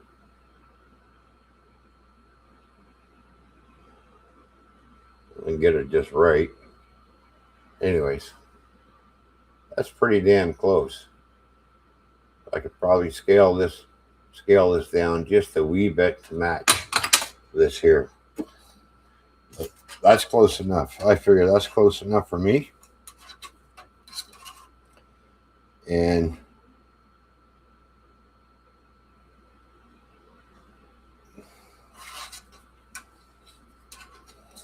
you know, some sidewalks are wider than others. So that's pretty close.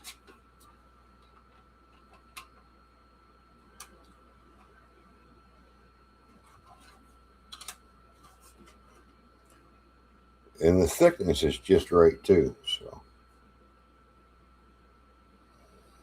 I'll probably move that up on top. I'll see how I'm going to do it, but that's pretty damn close. Let's see for the lines. Let's see if we can just get the camera just to look at it. Just turn it the right way, dummy. And just let's see here. Damn it, it's not working out. It's too shiny. Oh, well, maybe we'll hold it close. There we go. So that's pretty damn close, actually, in my opinion. Anyways, close enough.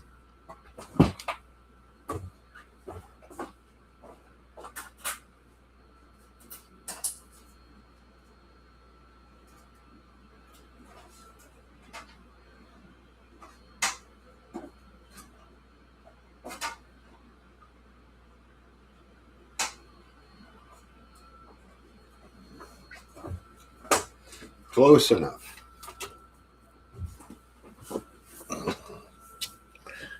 All right. I pushed OK. That plate's back on it. Yep.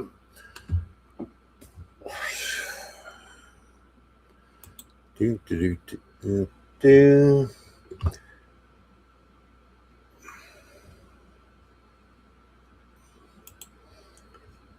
And we go over to the slicer. There we go. Look at that. All right. So let's take that model out. Back over to prepare. Clear that model off. Yeah, there we go. Okay. Now we have flower pots, windows. What else do we got here?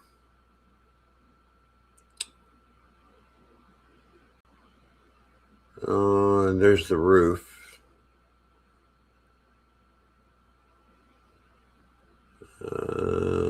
I don't want to do the roof yet. Doors and windows of glass for building. Well, I don't have any glass to print off, so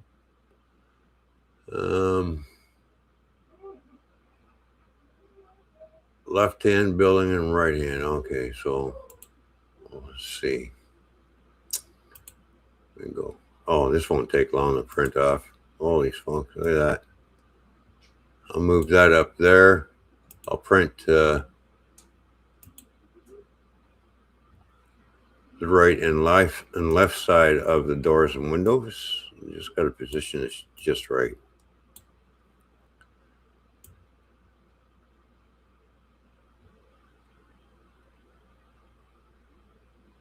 I don't want it too close to each other either, so.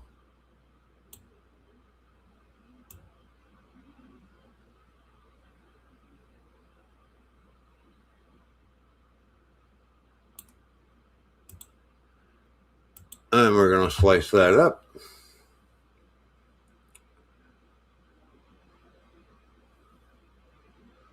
And that takes an hour and 9 minutes to print. You can see where the blue outline is. That's the brim to go around to protect everything. It's so cool, yeah.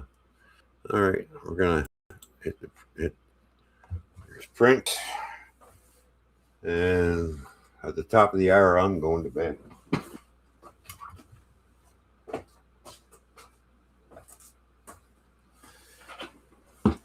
And we'll go back to, let's see. Come on, Mousy, get over here. Oh, there we go. Click. Stop screen share.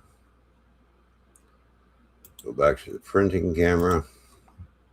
There we go. All right.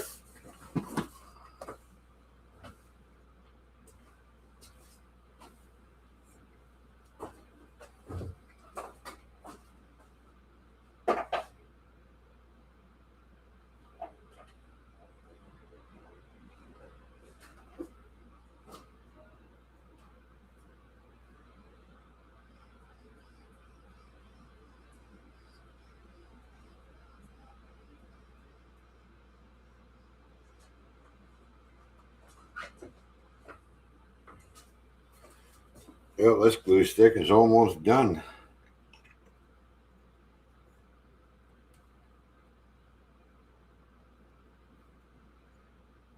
Time to open up another one.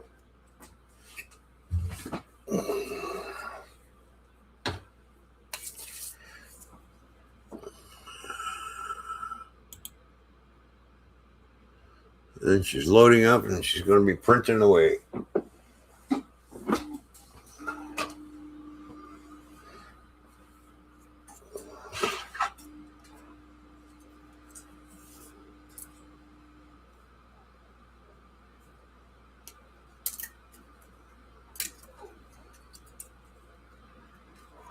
Yeah, I'm glad that sidewalk came out pretty damn close to what I printed off. I might rescale that again and scale that sidewalk down to match what got printed off here.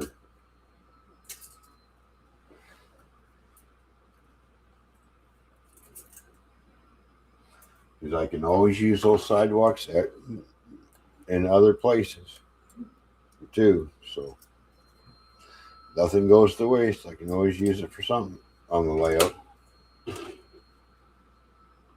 We'll see. We'll see what happens when I start putting this building together.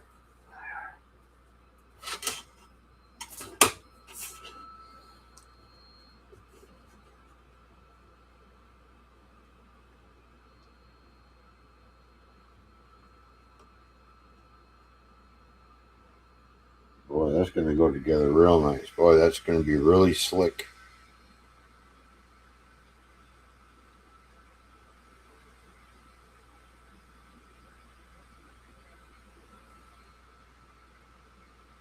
Oh, hell yeah.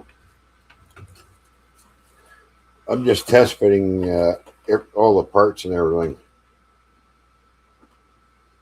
Oh, no fuss, no muss. Look at that. Oh, that's cool. That's right on. Huh. I think I'll have to live stream the building of this building. I think is what I'm going to end up doing. We'll save that for another stream. That's going to be, pardon my French, but that's going to be the cat's ass.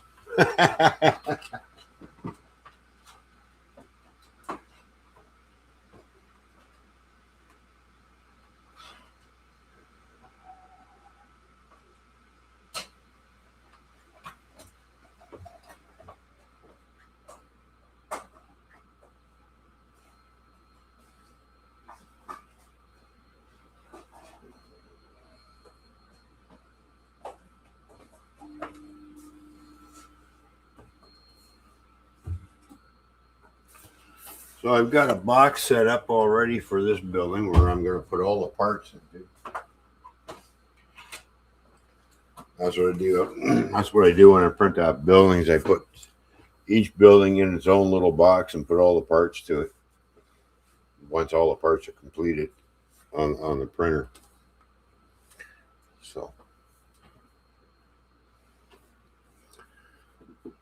Where are we at? 3 hours and 51 minutes. Like I said, we're gonna. I've got a 3D printer to Eagle Neptune 4 in a bamboo. Yeah, I wanted to get a bamboo. Oh, the bamboo with the with the AMS. Oh, nice. Yeah, where you can switch uh, colors. That's great. Yeah, that's what I wanted too. I wanted the bamboo too. But, the credit card company said, "No, we can't do that. No, no, no." Okay, fine. So I had to go to the Creality.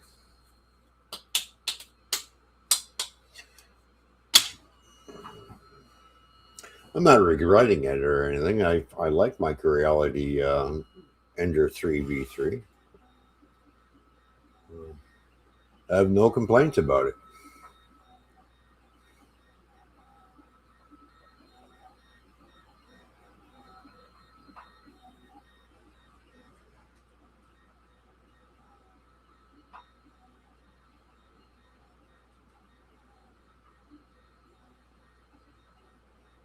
I always like to watch when it first starts printing the first few layers because the first few layers is crucial because the first few layers start messing up, then the whole print is done. It's time to stop it. It's starting to screw up. It's just like boom, stop, start again. And sometimes it just comes down to repositioning something on your printing pad too. I found that out too. I thought, well, if I moved it closer to the middle, is it going to do the same thing as? And sure enough, it works, right? So these are all the doors and windows that I'm printing off all at once for the entire building. Left side, right side. Front and rear.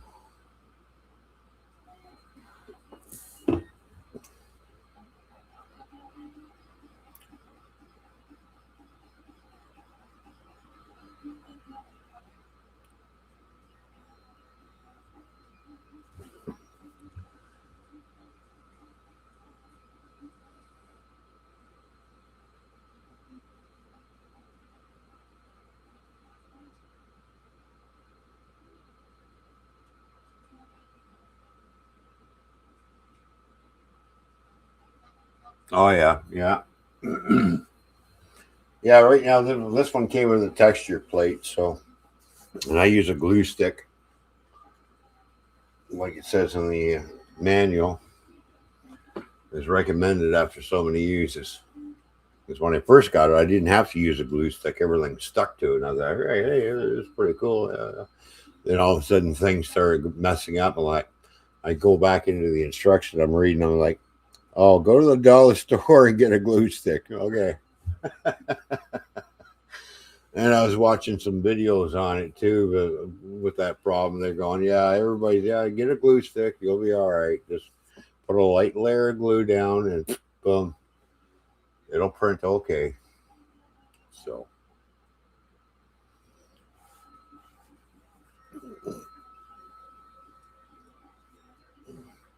I should try a smooth plate out. I would like to get a couple more, actually two more plates for this printer, so that way I'm not pausing in between. I can just take the plate off, throw the next plate on, and start printing off the next part.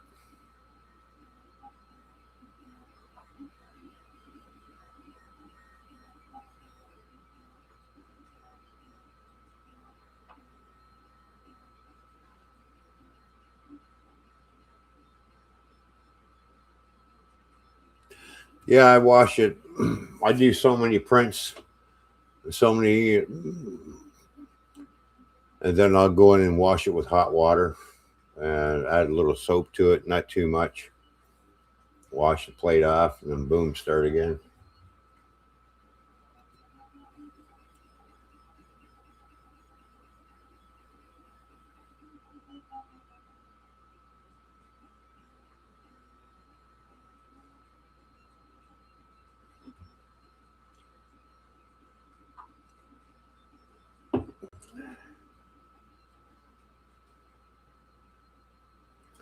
Well, I'm glad you tuned in there, hanging with JD. Hope I said that right. Of course I said that right. So.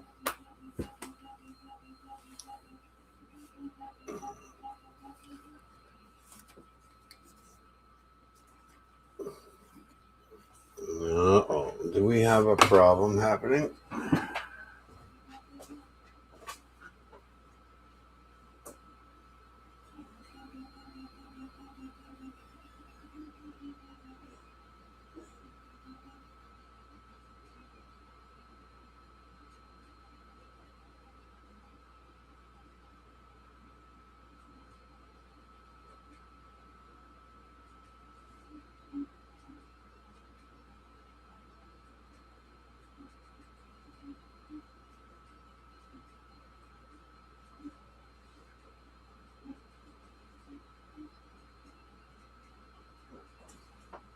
All right.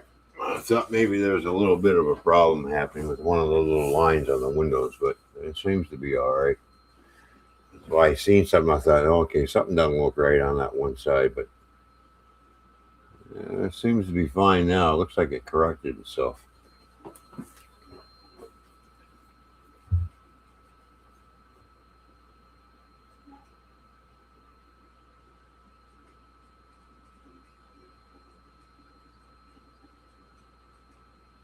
Oh yeah, yeah. I'm heading to bed in a couple more minutes here. So you've been lurking for a while. Well, I'm glad you've been lurking for a while. You know, thanks for the support. Muchly appreciated. I'm gonna have to check your channel out. See what you got going on over there. Matter of fact, I'm gonna go have a look right now. Go to channel. You know, okay. Let's see what we got going on. Oh yeah, look at that. Okay.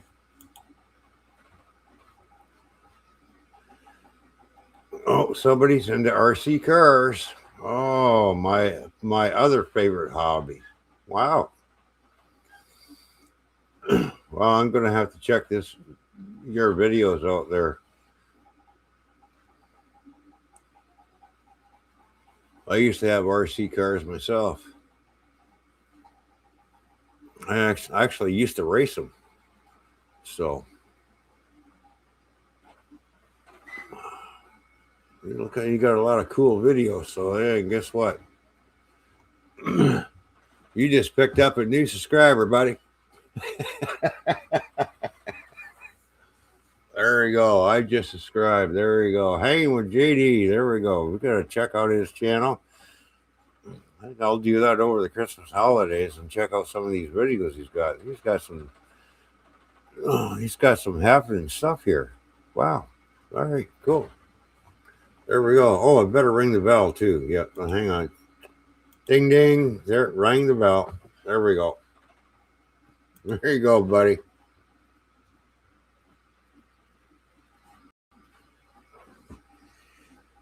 You want to subscribe to me? Go ahead. You don't have to, but you know I don't do that.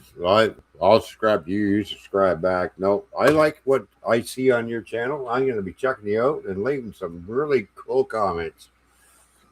I'm into RC stuff too, as well. Not just model railroads. Of course, I do have a drone here that I do fly every once in a while. So I do like to fly RC planes, but of course I used to have a lot of RC cars too, so I used to have 4-wheel drives and everything. I've been subscribed to you for a while. Oh, nice. All right, thank you. Well, appreciate it. Well, now that I see you in here, I'm going to be checking your channel out, and I'm going to be a regular visitor and see what you're up to. That's why they call me the Toy Man. Toy Man loves all kinds of toys.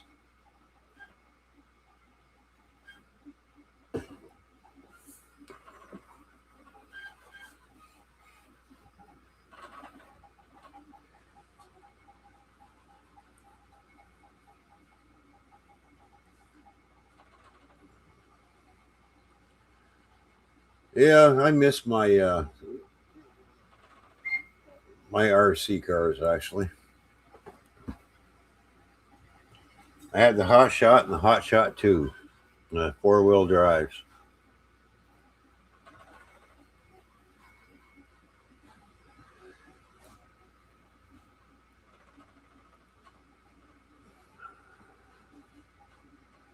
All by Tama. Tamiya or whatever. Yeah, Tama, Tamiya, however you want to say it. I had didn't like the plastic bearings that came with. I went and bought the steel ball bearings and changed everything over and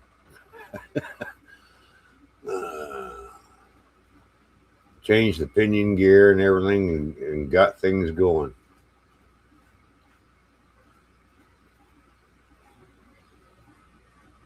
Yeah, I know they're expensive to maintain. They're not cheap, especially when you break something.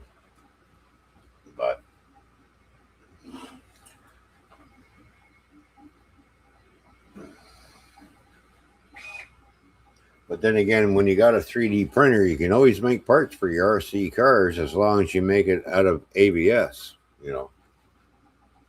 So,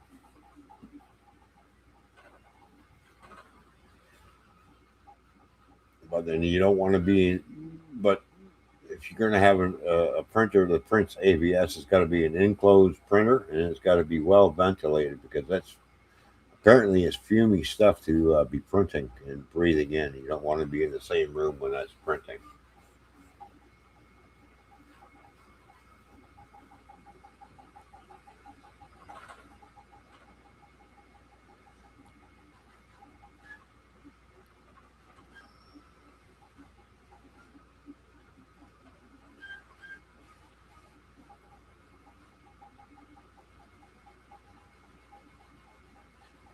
Yeah, the controller I had wasn't the two joysticks. It was basically the trigger and the steering wheel controller I have with all my RC vehicles.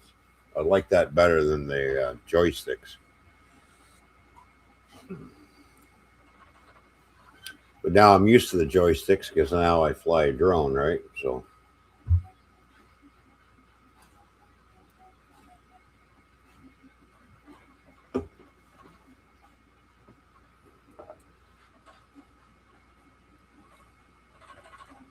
all right, it's bedtime for me, folks. I'm going to switch cameras and I'm going to say adios. Thanks for tuning in and joining me for tonight's stream. I use ASA for outdoor windmills I make. Oh, nice. Okay, cool. There you go. All right. Thanks for tuning in, everybody. Have a good night and have a Merry Christmas. We'll catch you all later. I'll be streaming tomorrow afternoon in between 1 and 2 p.m. Eastern Standard Time. Until then, night night.